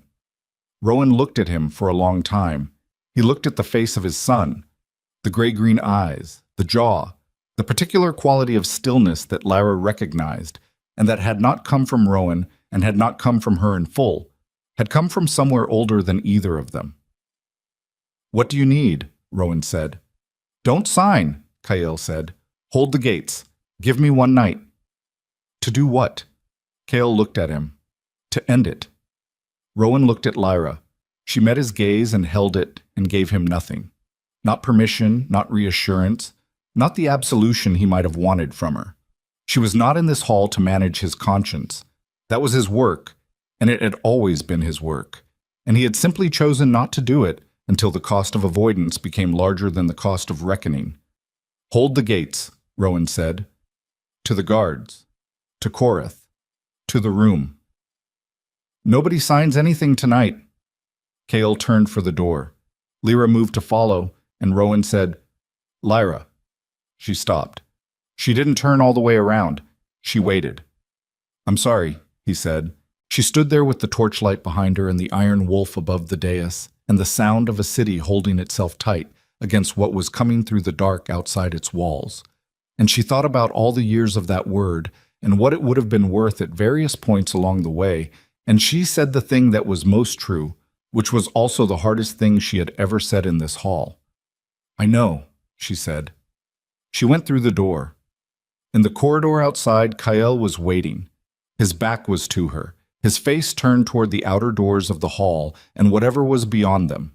She came to stand beside him, and she looked at the line of his jaw and the set of his shoulders and the particular quality of tension in him that was not fear, had never been fear, but was the specific compression of someone who is standing at the exact moment their entire construction has been leading to and understanding, for the first time with the full weight of the body, that ready and prepared are two different words. One night, she said. Yes. Kyle. She waited until he looked at her. Whatever comes out of you out there, it's yours. You don't owe it to him. You don't owe it to this hall or this crest or any of it. She held his gaze. You go out there for yourself. You understand me. He looked at her for a long moment. Then he said, I understand you. He pushed open the outer doors. The cold hit them both, and beyond the walls, moving through the dark with the low sustained sound she had heard at the river crossing, the invading force was an hour away and closing, and under the ground of the capital, in the deep foundation stone that no one had looked at closely in 3 centuries, because nothing in 3 centuries had pressed hard enough to wake it. Something old and sealed and enormously patient had begun, very quietly, to move. The ground moved before the army arrived.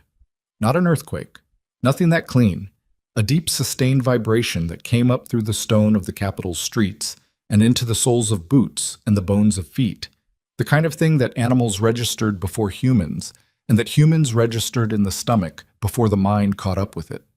Lyra felt it standing in the outer courtyard with Koreth, and she looked at the flagstones under her feet, and then at the walls, and then at the sky, which was clear and gave nothing back. That's not them, Koreth said. He meant the invaders. No, she agreed.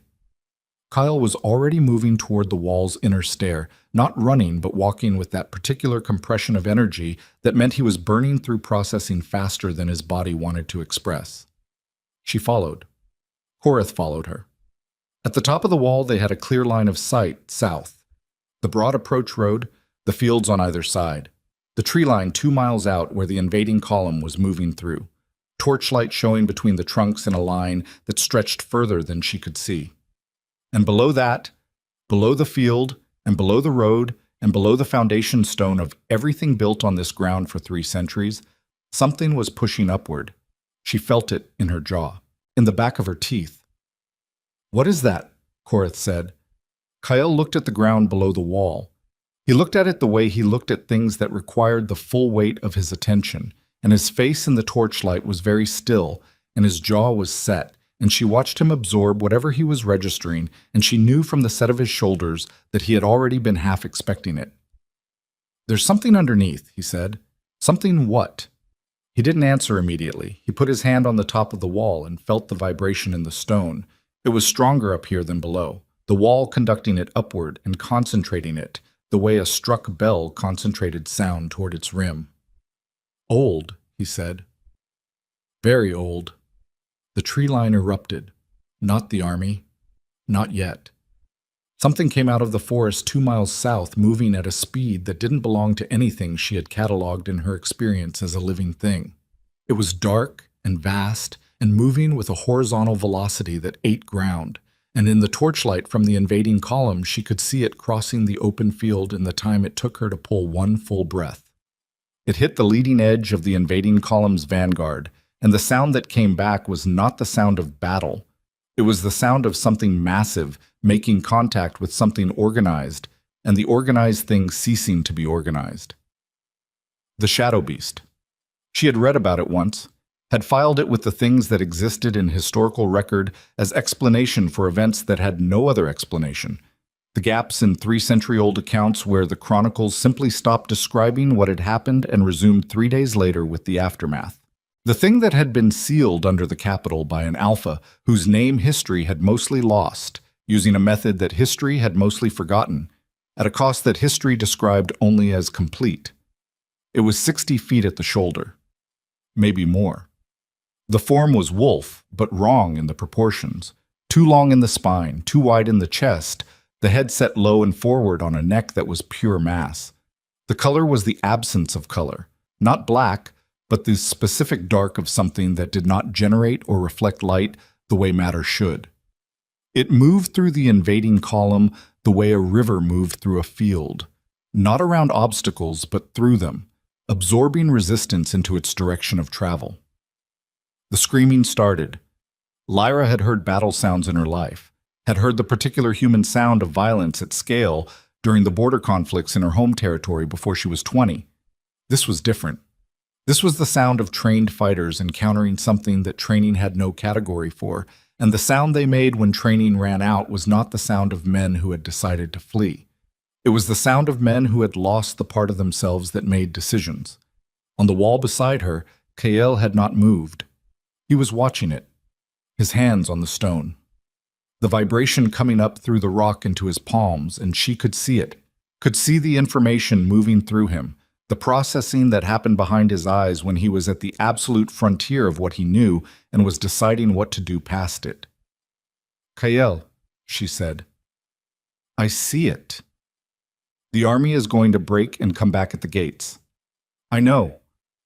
And that thing is going to follow them. I know." He turned to look at her. His eyes in the torchlight were very steady. Not calm exactly. She had never confused his steadiness with calm, had always understood that what looked like calm in him was actually extreme focus brought to bear on something that would have been panic in a less organized person. "When it gets close enough to the walls, I need the gates open." Korath made a sound that was not quite a word. "You need the gates open," Lyra said. "Yes. So you can go out to it." "Yes." She looked at her son. She looked at the 15-year-old who had gone to his first shift 3 weeks ago and had stood in her yard in the dark looking at his own changed hands. She looked at the person she had built, plank by plank, and she made herself look at him without the filter of what she needed, which was for him to stay inside the walls, which was not an option she was going to offer him. "If you go out there alone," she said, "I know the risk.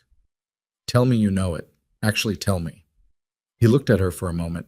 The thing in the field behind him was still moving, still processing the invading column, and the screaming had not stopped.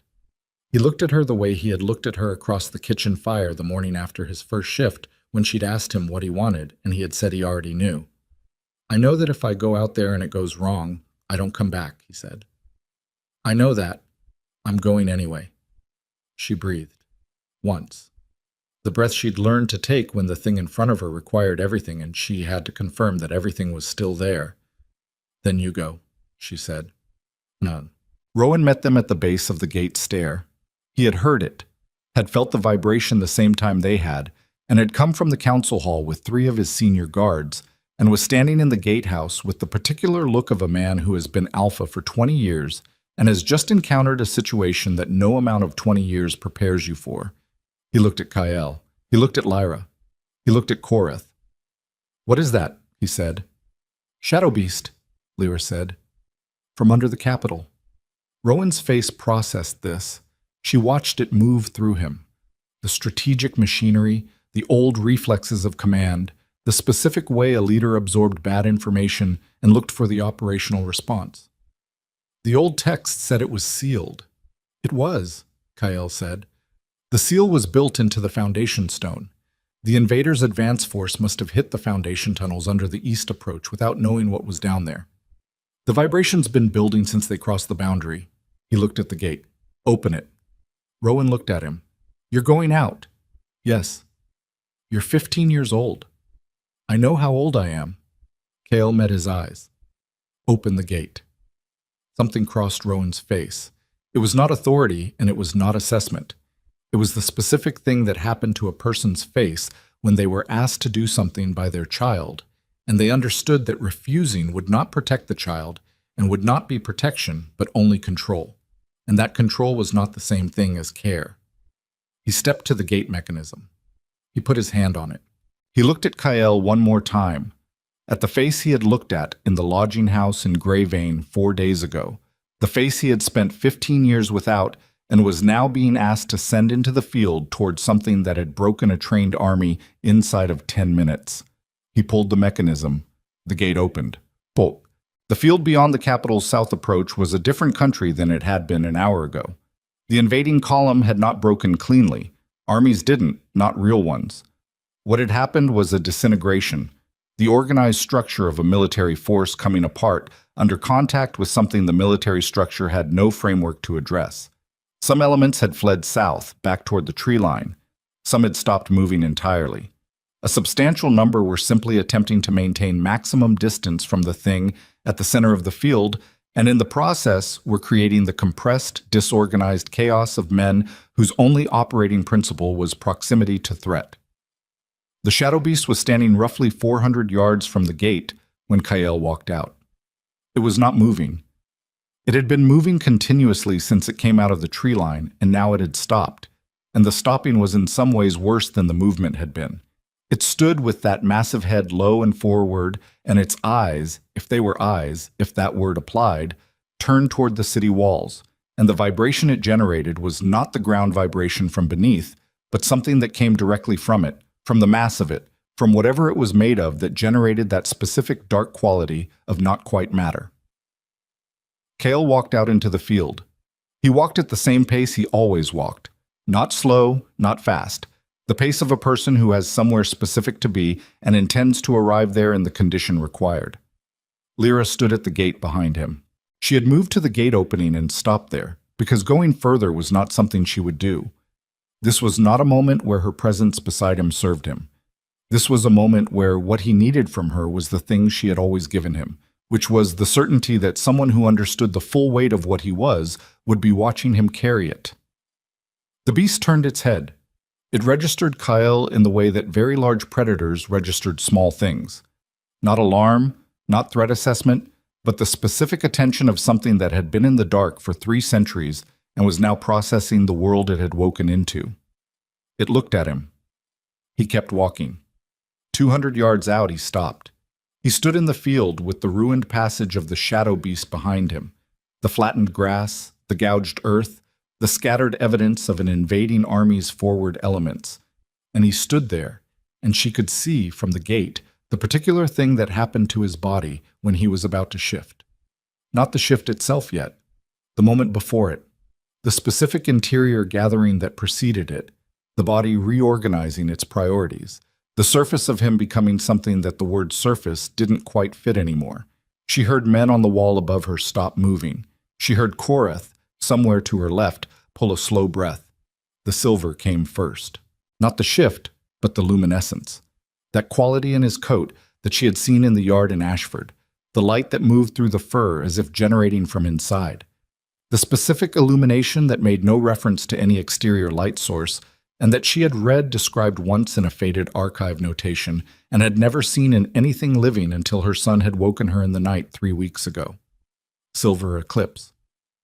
He shifted in the field, and the scale of it, even knowing, even having stood in the yard with him and registered the first time, the scale of it hit her in the chest like something physical. The wolf that emerged was enormous, silver-lit, luminous in the dark field, and the light it threw was cold and absolute and reached further than it should have reached and fell on the ruined ground around it, with the quality of something that was not illumination, but was instead the visible edge of a force field, a boundary condition, a statement in light of what was and was not permitted here. The shadow beast made a sound, not a sound she had a word for. The frequency of it was below the range that resolved into identifiable noise, and above the range that you felt only in the bones. It came from the beast and went in every direction, and from the walls above her she heard several men make involuntary sounds in response to it, and heard at least one of them step back from the parapet. Kyle did not step back. He moved toward it. It moved toward him. What happened in the next 60 seconds in that field was not something she could track fully from the gate. It was too fast and too large, and the light from Kael's coat interacted with the beast's particular light absorption in ways that made the visual information unreliable, flares of silver against the dark mass, the ground coming up under the impact of collision, the specific deep percussion of two things of enormous mass making contact. She did not look away. She watched her son fight the thing that 3 centuries ago had required everything from the person who had sealed it, and she held the gatepost with one hand, and she breathed, and she watched. The beast drove him back twice. The first time he went back 20 yards, the silver light flickering, the wolf form low and recovering, and she felt the men on the wall tense. The second time he went back further, 30 yards, the ground plowing up under his paws. And she heard Korath beside her say something in a voice that was not quite under control. She said nothing. She watched him recover. Watched the luminescence stabilize, watched the wolf form come back to full height with the specific deliberateness of something that had been driven down and had decided the direction of down was not relevant. She watched him read the beast in the interval. Watched him look at it, the way he had always looked at problems from every angle, identifying the structural points. He hit it differently the third time. Not at the mass of it, not straight into the dark of it the way he'd gone the first 2 times. He went under the jaw, leveraging the head upward with his body, exposing the underside of the throat where the concentration of whatever the beast was made of was thinnest, and the silver light, when it contacted that exposure point, was not a flicker. It was a sustained, broadening illumination that spread outward from the contact point like a crack in a wall letting in water. The beast made that sound again. Louder. The wall behind her shook. She felt it in the hand on the gatepost, felt the stone move with the frequency of it, and above her she heard men lose their footing and heard the sound of things falling from the parapet. She held the post. She watched. The light was expanding from the contact point, spreading through the beast's form the way light spread through a dark room when a door opened, not filling it all at once but advancing, corner by corner, claiming the dark systematically, and the beast was trying to close that door, was throwing its mass against the contact point, was driving toward Kael with everything it had. He held. She could see what it cost him, could see it in the wolf form, the way the luminescence pulsed unevenly, bright, and then dimming, and then pulling back up, the body underneath it spending something that didn't fully regenerate between pulses. She could see it the way she had always been able to read him, the private language of 15 years of watching him move through difficulty, and what she saw was that he was at the edge of what he had. Not past it, at it. She released the gatepost. She took one step forward out of the gateway and onto the approach road, and she stopped herself there. Stopped herself with everything she had. Because moving into that field was the wrong thing. Was the thing that would divide his attention at the exact moment he needed all of it. Was the thing that love made you want to do, and that love, the real kind, the kind she had spent 15 years building with him, required you not to do. She stopped. She stood on the road outside the gate and she watched her son hold the edge of what he had. And then, in the space between one pulse of the silver light and the next, he made a sound she had never heard from him. Not a wolf sound, not anything she had a category for.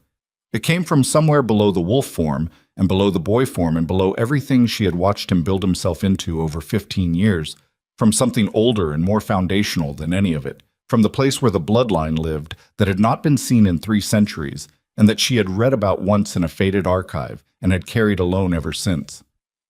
The light stopped pulsing. It went steady. Not bright.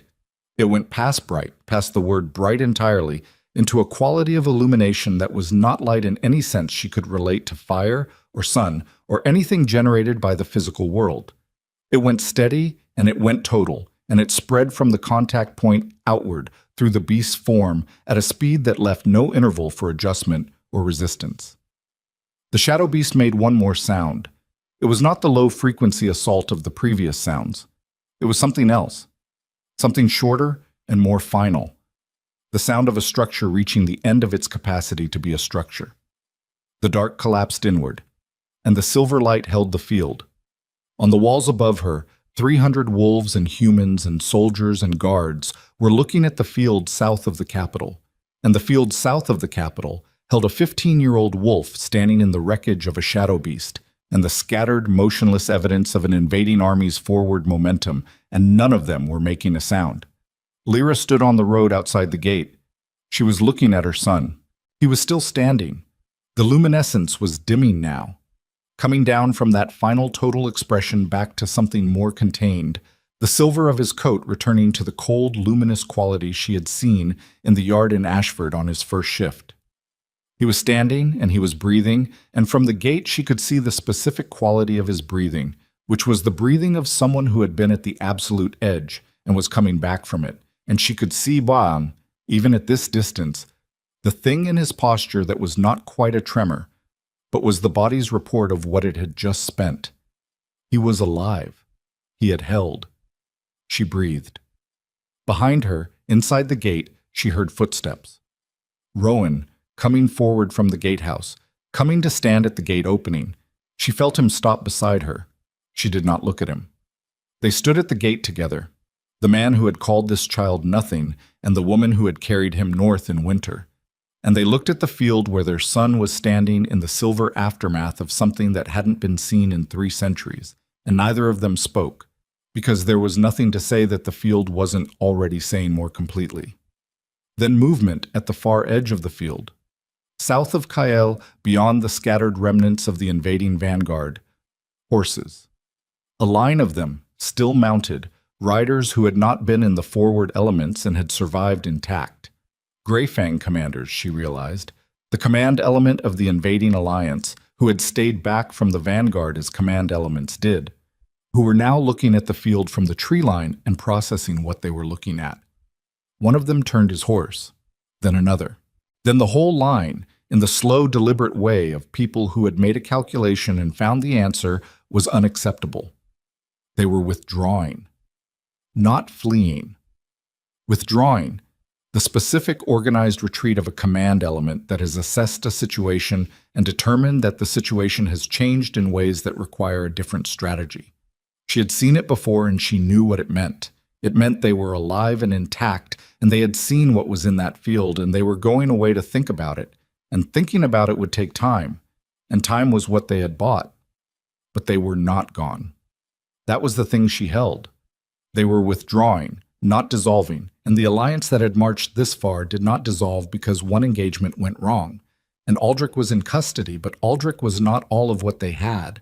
And the treaty terms had expired, and the council session in Grey Vein was unresolved. And the morning was coming, and the morning would bring everything that one night of extraordinary cost had only deferred. Kael shifted back.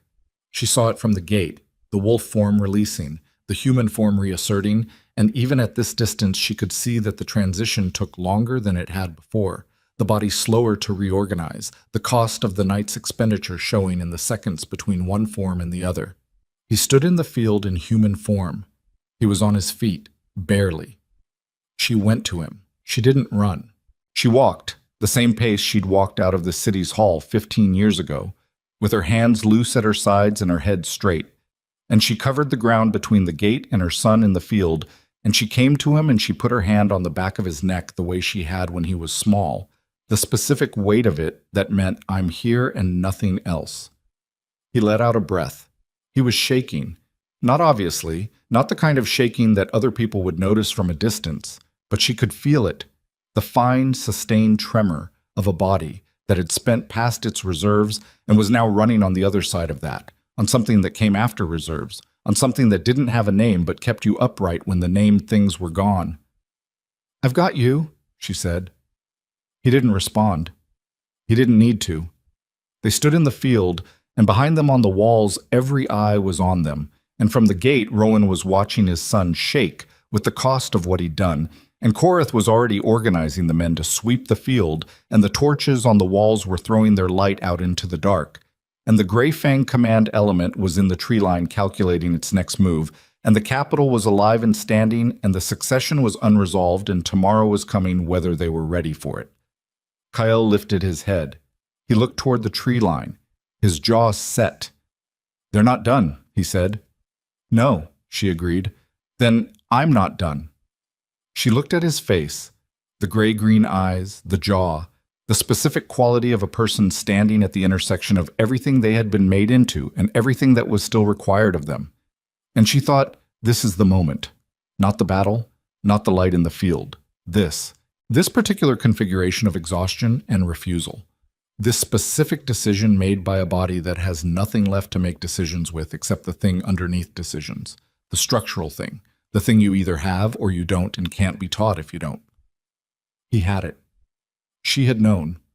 She had known in a yard in Ashford on a winter night 3 weeks ago when the silver first came out of him and lit up the dark. She had known in a kitchen when he was 6 and looked at his hands and said, okay. She had known in a stone room at dawn in a northern settlement when she held him for the first time and felt the fists against her chest. She had known, and she had built accordingly. Then we go back inside, she said. You eat. You sleep 4 hours. She held his gaze. And in the morning, we finish it. He looked at the tree line for one more second. Then he looked at her. 4 hours, he said. 4 hours. They walked back toward the gate, and Rowan was standing in the gateway with his hands at his sides and his face doing that thing that had no previous name in her experience of him, and the men on the walls were watching in silence, and somewhere in the dark south of them the Grey Fang Alliance was making its calculations. And above the capital, the dawn was still hours away, and in the field behind them the silver aftermath of what Kyle had spent himself to do was fading into the ordinary dark of an ordinary night, leaving the ground clean and the gate open and the city standing. And whatever came through that gate in the morning would find something waiting for it that hadn't existed in 300 years, and that no alliance calculation, no surrender term, no backroom arrangement between an advisor and an enemy had factored in. The gate closed behind them. He slept 3 hours and 40 minutes. Lyra knew because she didn't sleep at all. She sat in the chair across the room and watched the window and listened to his breathing and did the thing she had done since he was born, which was to be present in the intervals when he could not be present for himself, to hold the watch so he didn't have to. At 3 hours 40, she heard his breathing change, the specific shift from deep sleep to the lighter register that preceded waking, the body surfacing before the mind, and she stood and went to the small hearth and put water on. He came out of the back room with his boots already on. His face had the focused, slightly hollow quality of someone who had slept hard on a body that needed more sleep than it got. There was a bruise along his left jaw from the night before, deep purple, already beginning to mottle at the edges as the healing worked at it, and a cut above his right eye that had closed but not fully sealed. He looked at her. She handed him the water. He drank. He said nothing. She said nothing. They had been here before, not here, not this room, not this city, but this particular configuration of the night before something necessary, and they both knew the language of it, which was mostly silence and mostly the shared knowledge that words at this juncture were weight you didn't need to carry. The Grey Fang command element, he said finally. Korath's been watching the tree line. They haven't moved. They'll move at first light. I know. He set down the cup. He looked at the window. Still dark. The particular dark that came just before the sky started making decisions about the dawn. He looked at the bruise on his hand, the same hands he'd examined in the yard in Ashford, in the dirt after his first shift, in the council hall in Greyvane. She had watched him look at his hands at every major threshold of his life as if they were the most reliable thing available to calibrate himself against. How many in their command element? He said. Korath counted 14 horses, 3 alphas in the alliance. The rest are their seconds and command staff. The 3 alphas, he thought. If the 3 alphas withdraw their forces from the field, the alliance dissolves. The individual packs have no reason to hold the engagement without unified command. That's correct. Then I need to talk to the 3 alphas. She looked at him.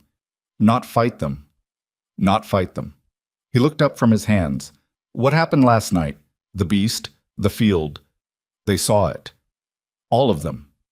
Their command element saw exactly what happened, and they spent the dark hours calculating what it means. He stood.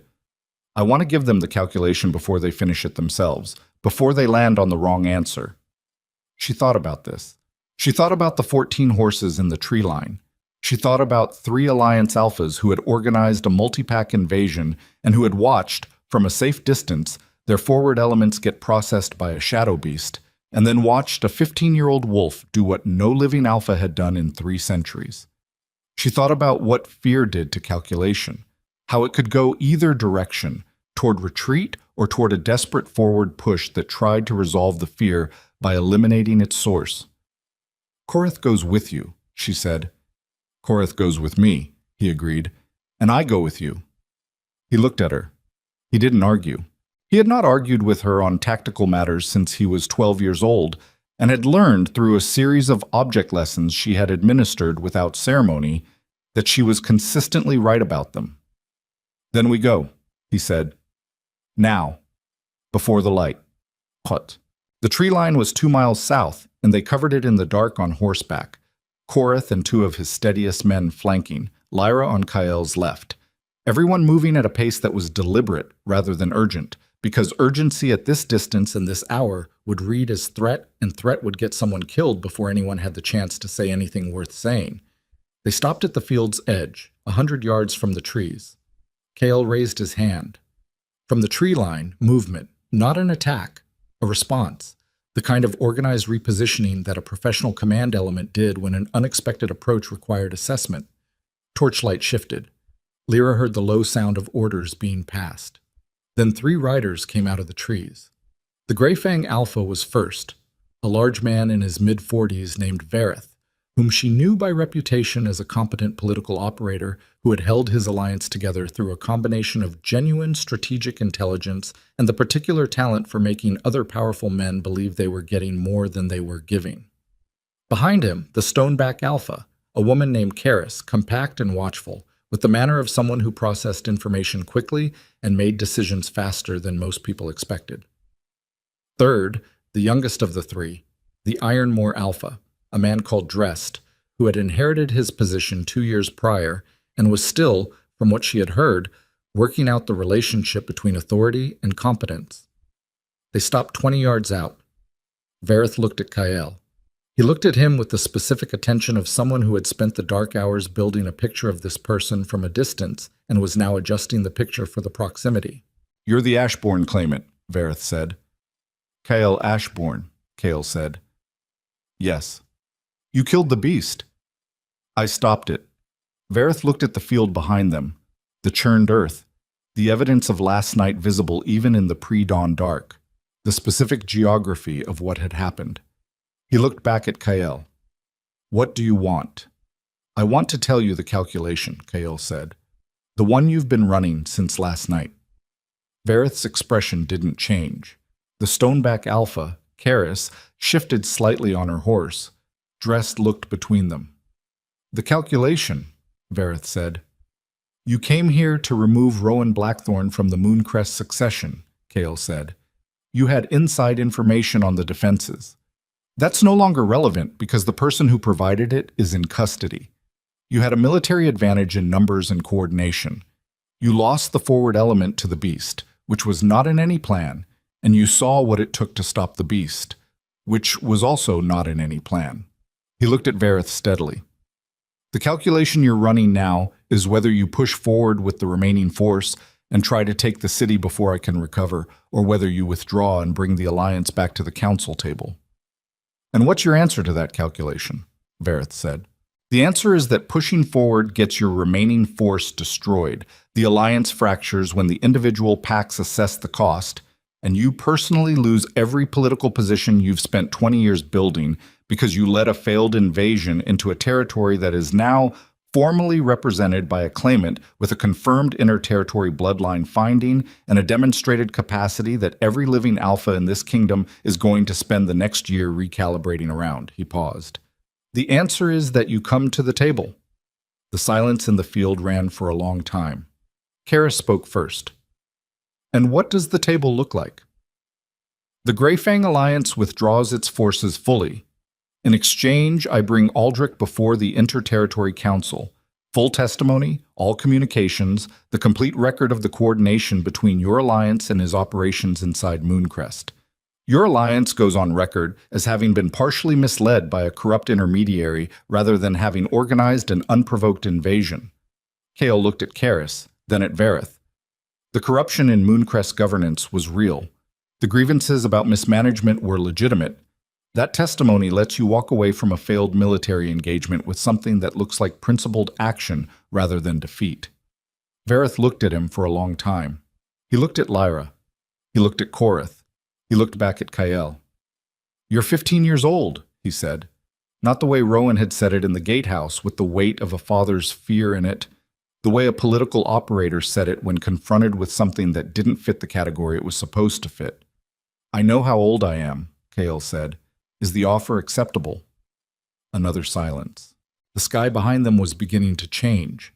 The first suggestion of light at the eastern edge, the dark going slightly less absolute, the dawn making its preliminary decisions. Vareth looked at Karis. Something passed between them. The specific communication of people who had been working together long enough to compress large amounts of content into a look. "Withdraw the forces," Vareth said. It took Lyra a moment to understand he was saying it as an order, not a condition. He was looking at Drest when he said it. "Send the withdrawal order now, before the light."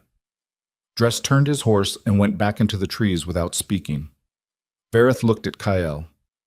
"The testimony happens within 30 days. 30 days, Kael agreed. Vareth turned his horse, Karis followed. The tree line absorbed them, and in the trees the low sound of orders moving through a camp began, and the sound of it was the sound of a force standing down rather than organizing forward, and Lyra sat on her horse in the pre-dawn field and let herself breathe. Korith, beside her, said nothing for a moment. Then he said, quietly, to no one specifically, "Well." It was the right word. It covered what was there. They rode back to the capital in the early light. The gates opened before they reached them.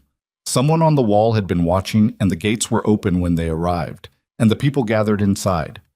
And there were people gathered, the city had not slept, was running on the specific wired alertness of a population that had spent a night not knowing what morning would bring, watched them ride in with the quality of attention that people gave to things they were still in the process of believing. Rowan was at the gate again. He had been there, she thought, most of the night. He was still in the same clothes, and his face had the specific texture of a person who had not slept and had not tried to, who had spent the hours between doing the only thing available to him, which was to wait and to be present for whatever arrived. He looked at Kael. "The Alliance." "Withdrawing," Kael said. He dismounted. "Full withdrawal. Aldrich testifies before the council in 30 days. Rowan absorbed this. He looked at the field behind them. The gates framed it, the churned earth visible in the morning light, the evidence of what the night had held.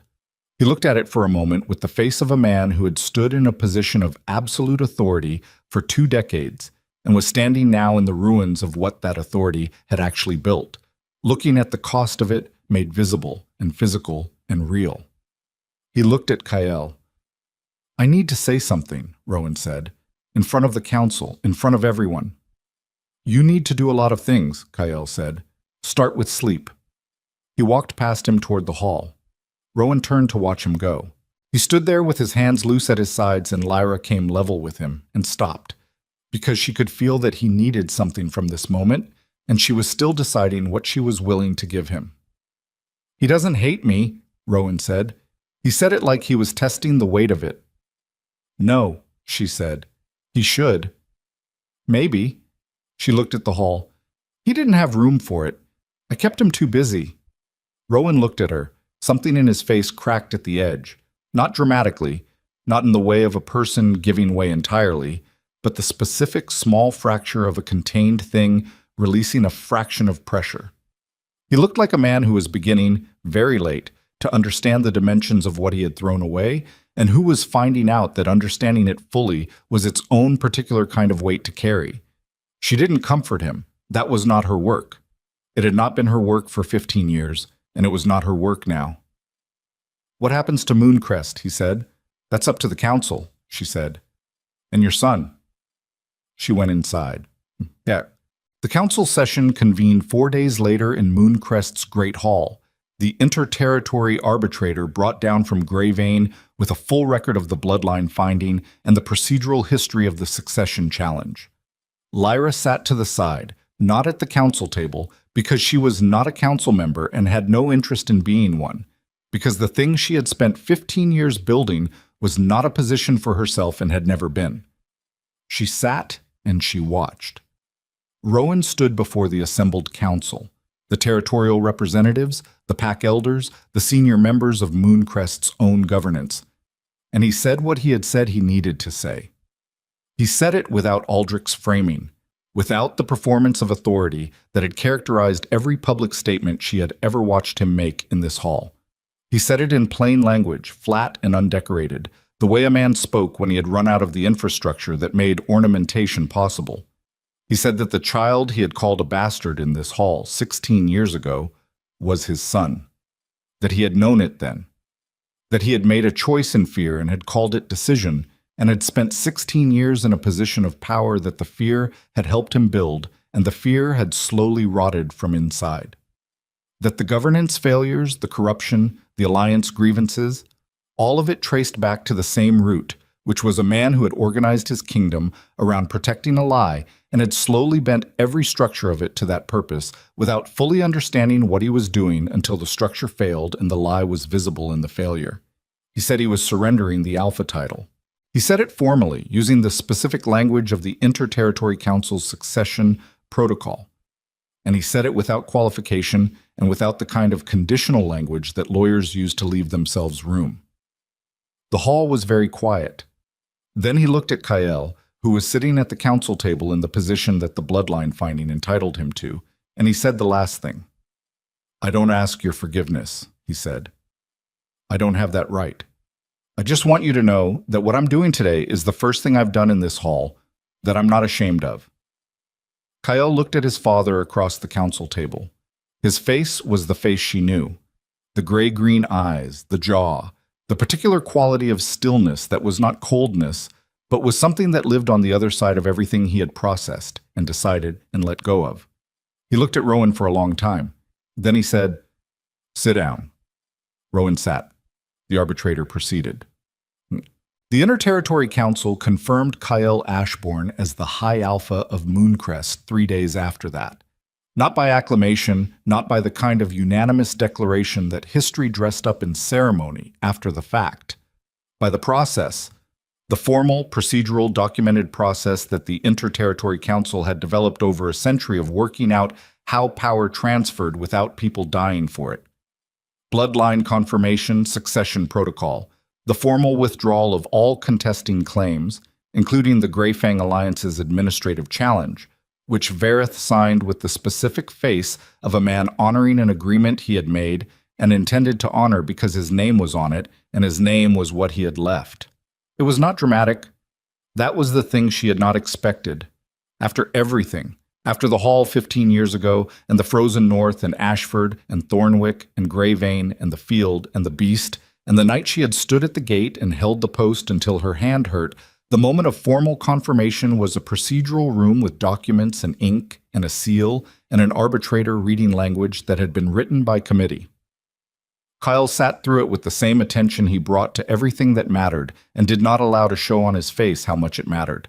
She watched him sign his name, Kyle Ashbourne, his hand even, the letters the same ones she had taught him at a table in Ashford when he was 4 years old. She looked at his signature and felt something move through her that she didn't try to name, because some things were larger than the names available for them, and trying to fit them into language was a kind of reduction. She refused.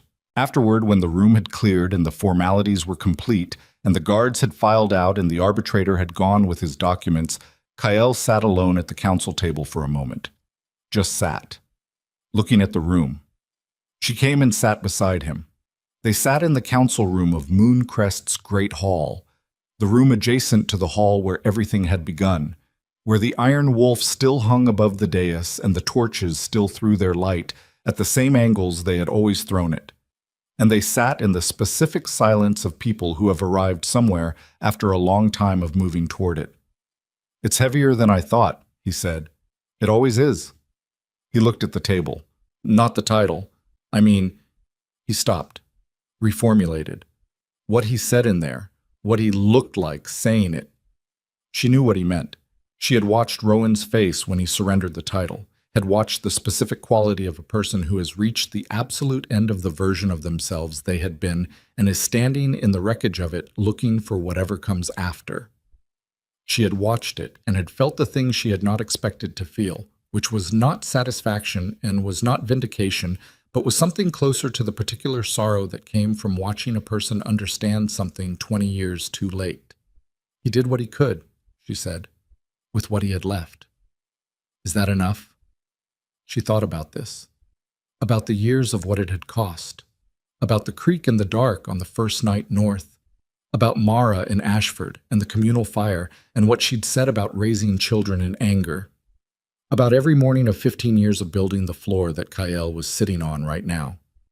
No, she said, it's not enough. It doesn't cover the cost. She looked at him. But it's what happened, and you don't have to make it into more or less than it was. He was quiet for a moment. What do I do with him? That's yours, she said, not mine. I made my decision about him 15 years ago, and I've been done with it since. What you do with him is between you and him and nobody else. He nodded. He looked at the table again. I'm going to give him work, Kyle said. Real work. In the border territories. Infrastructure, supply coordination, accountability reporting directly to the council. He paused. He knows those territories better than anyone. He built the governance systems for them, even if he let them corrupt. He can rebuild them. Another pause. I'm not forgiving him. I'm using what he has left in a way that makes it count for something.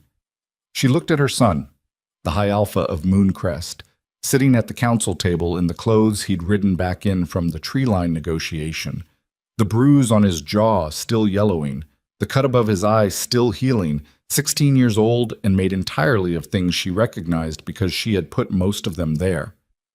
That's a good answer, she said. He looked at her. Did you know I'd get here? She thought about the truth of this, about what she had known, and when she had known it, and what knowing had meant in the years when knowing was the only thing she had to hold on to, when everything else was cold ground and hard work, and the particular loneliness of a person who had made a decision they couldn't share, because sharing it would have made it a burden for someone who needed to grow into his own carrying capacity first. I knew you had what it required, she said. I didn't know what it would cost. He held her gaze. What did it cost you?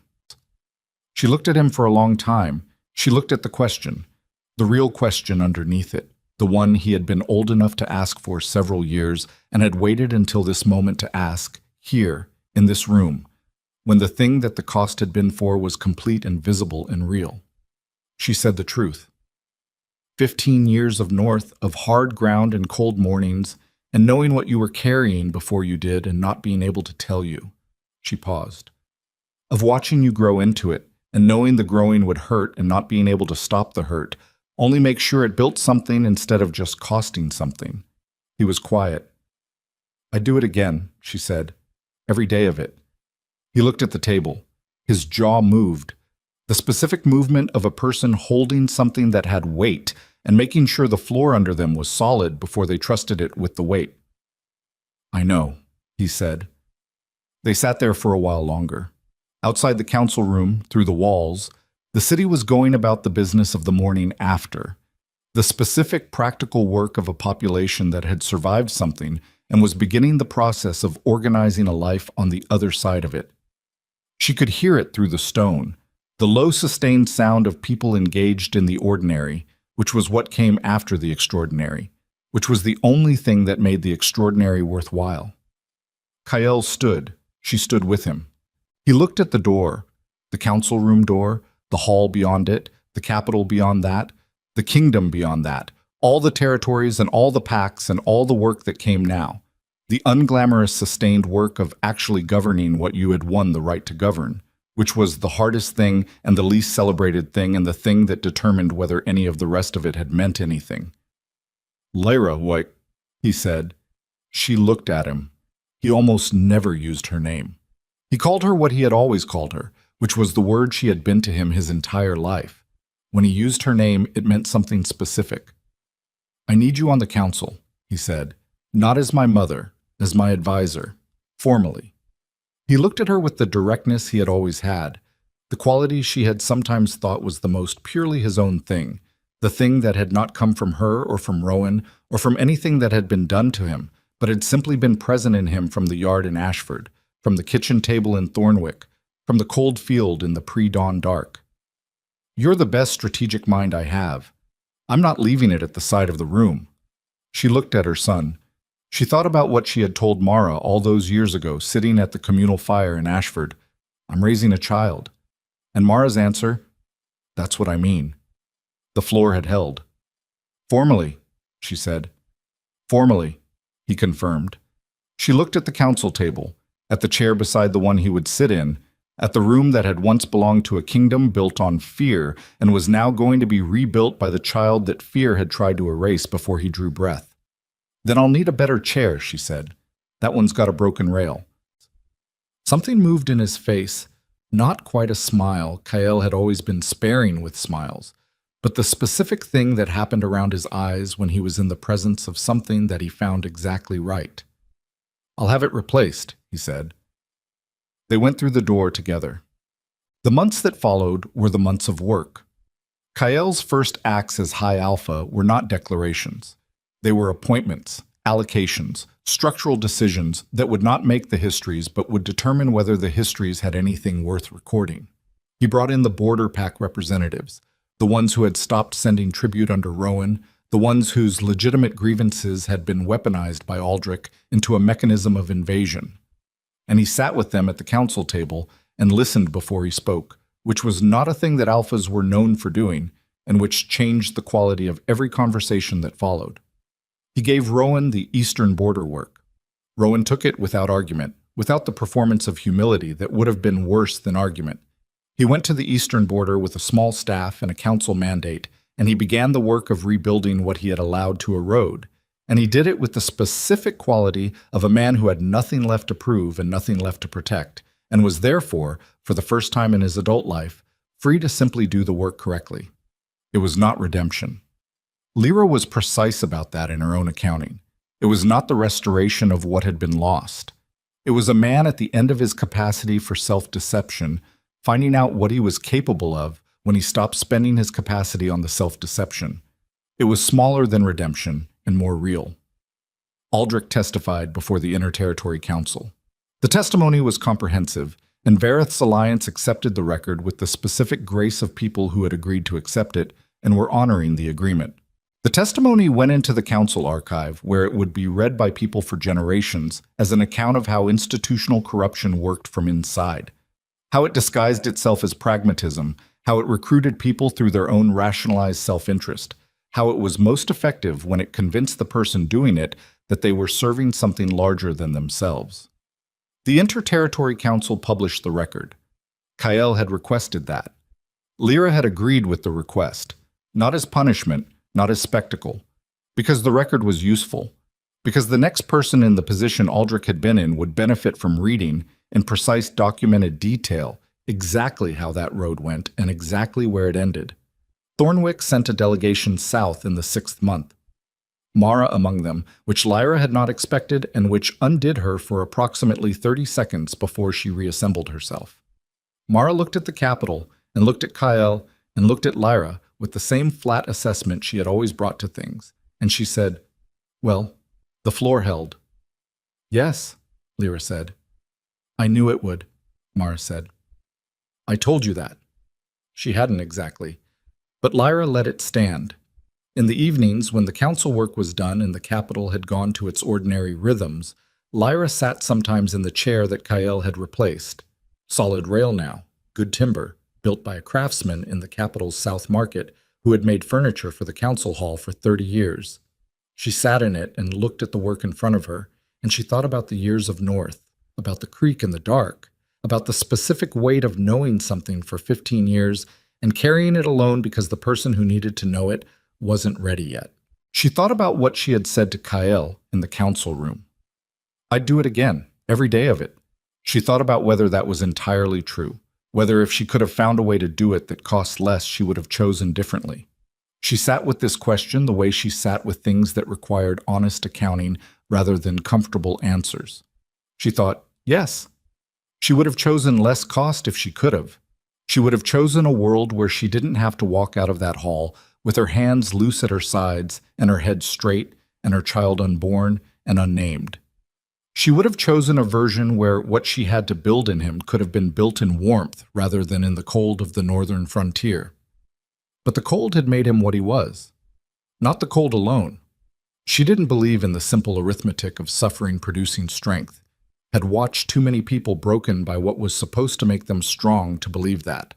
But the specific combination of the cold and what she had put into it, the plank-by-plank construction of a floor that could hold what he needed to carry. The cold had given her the conditions. The construction had been theirs.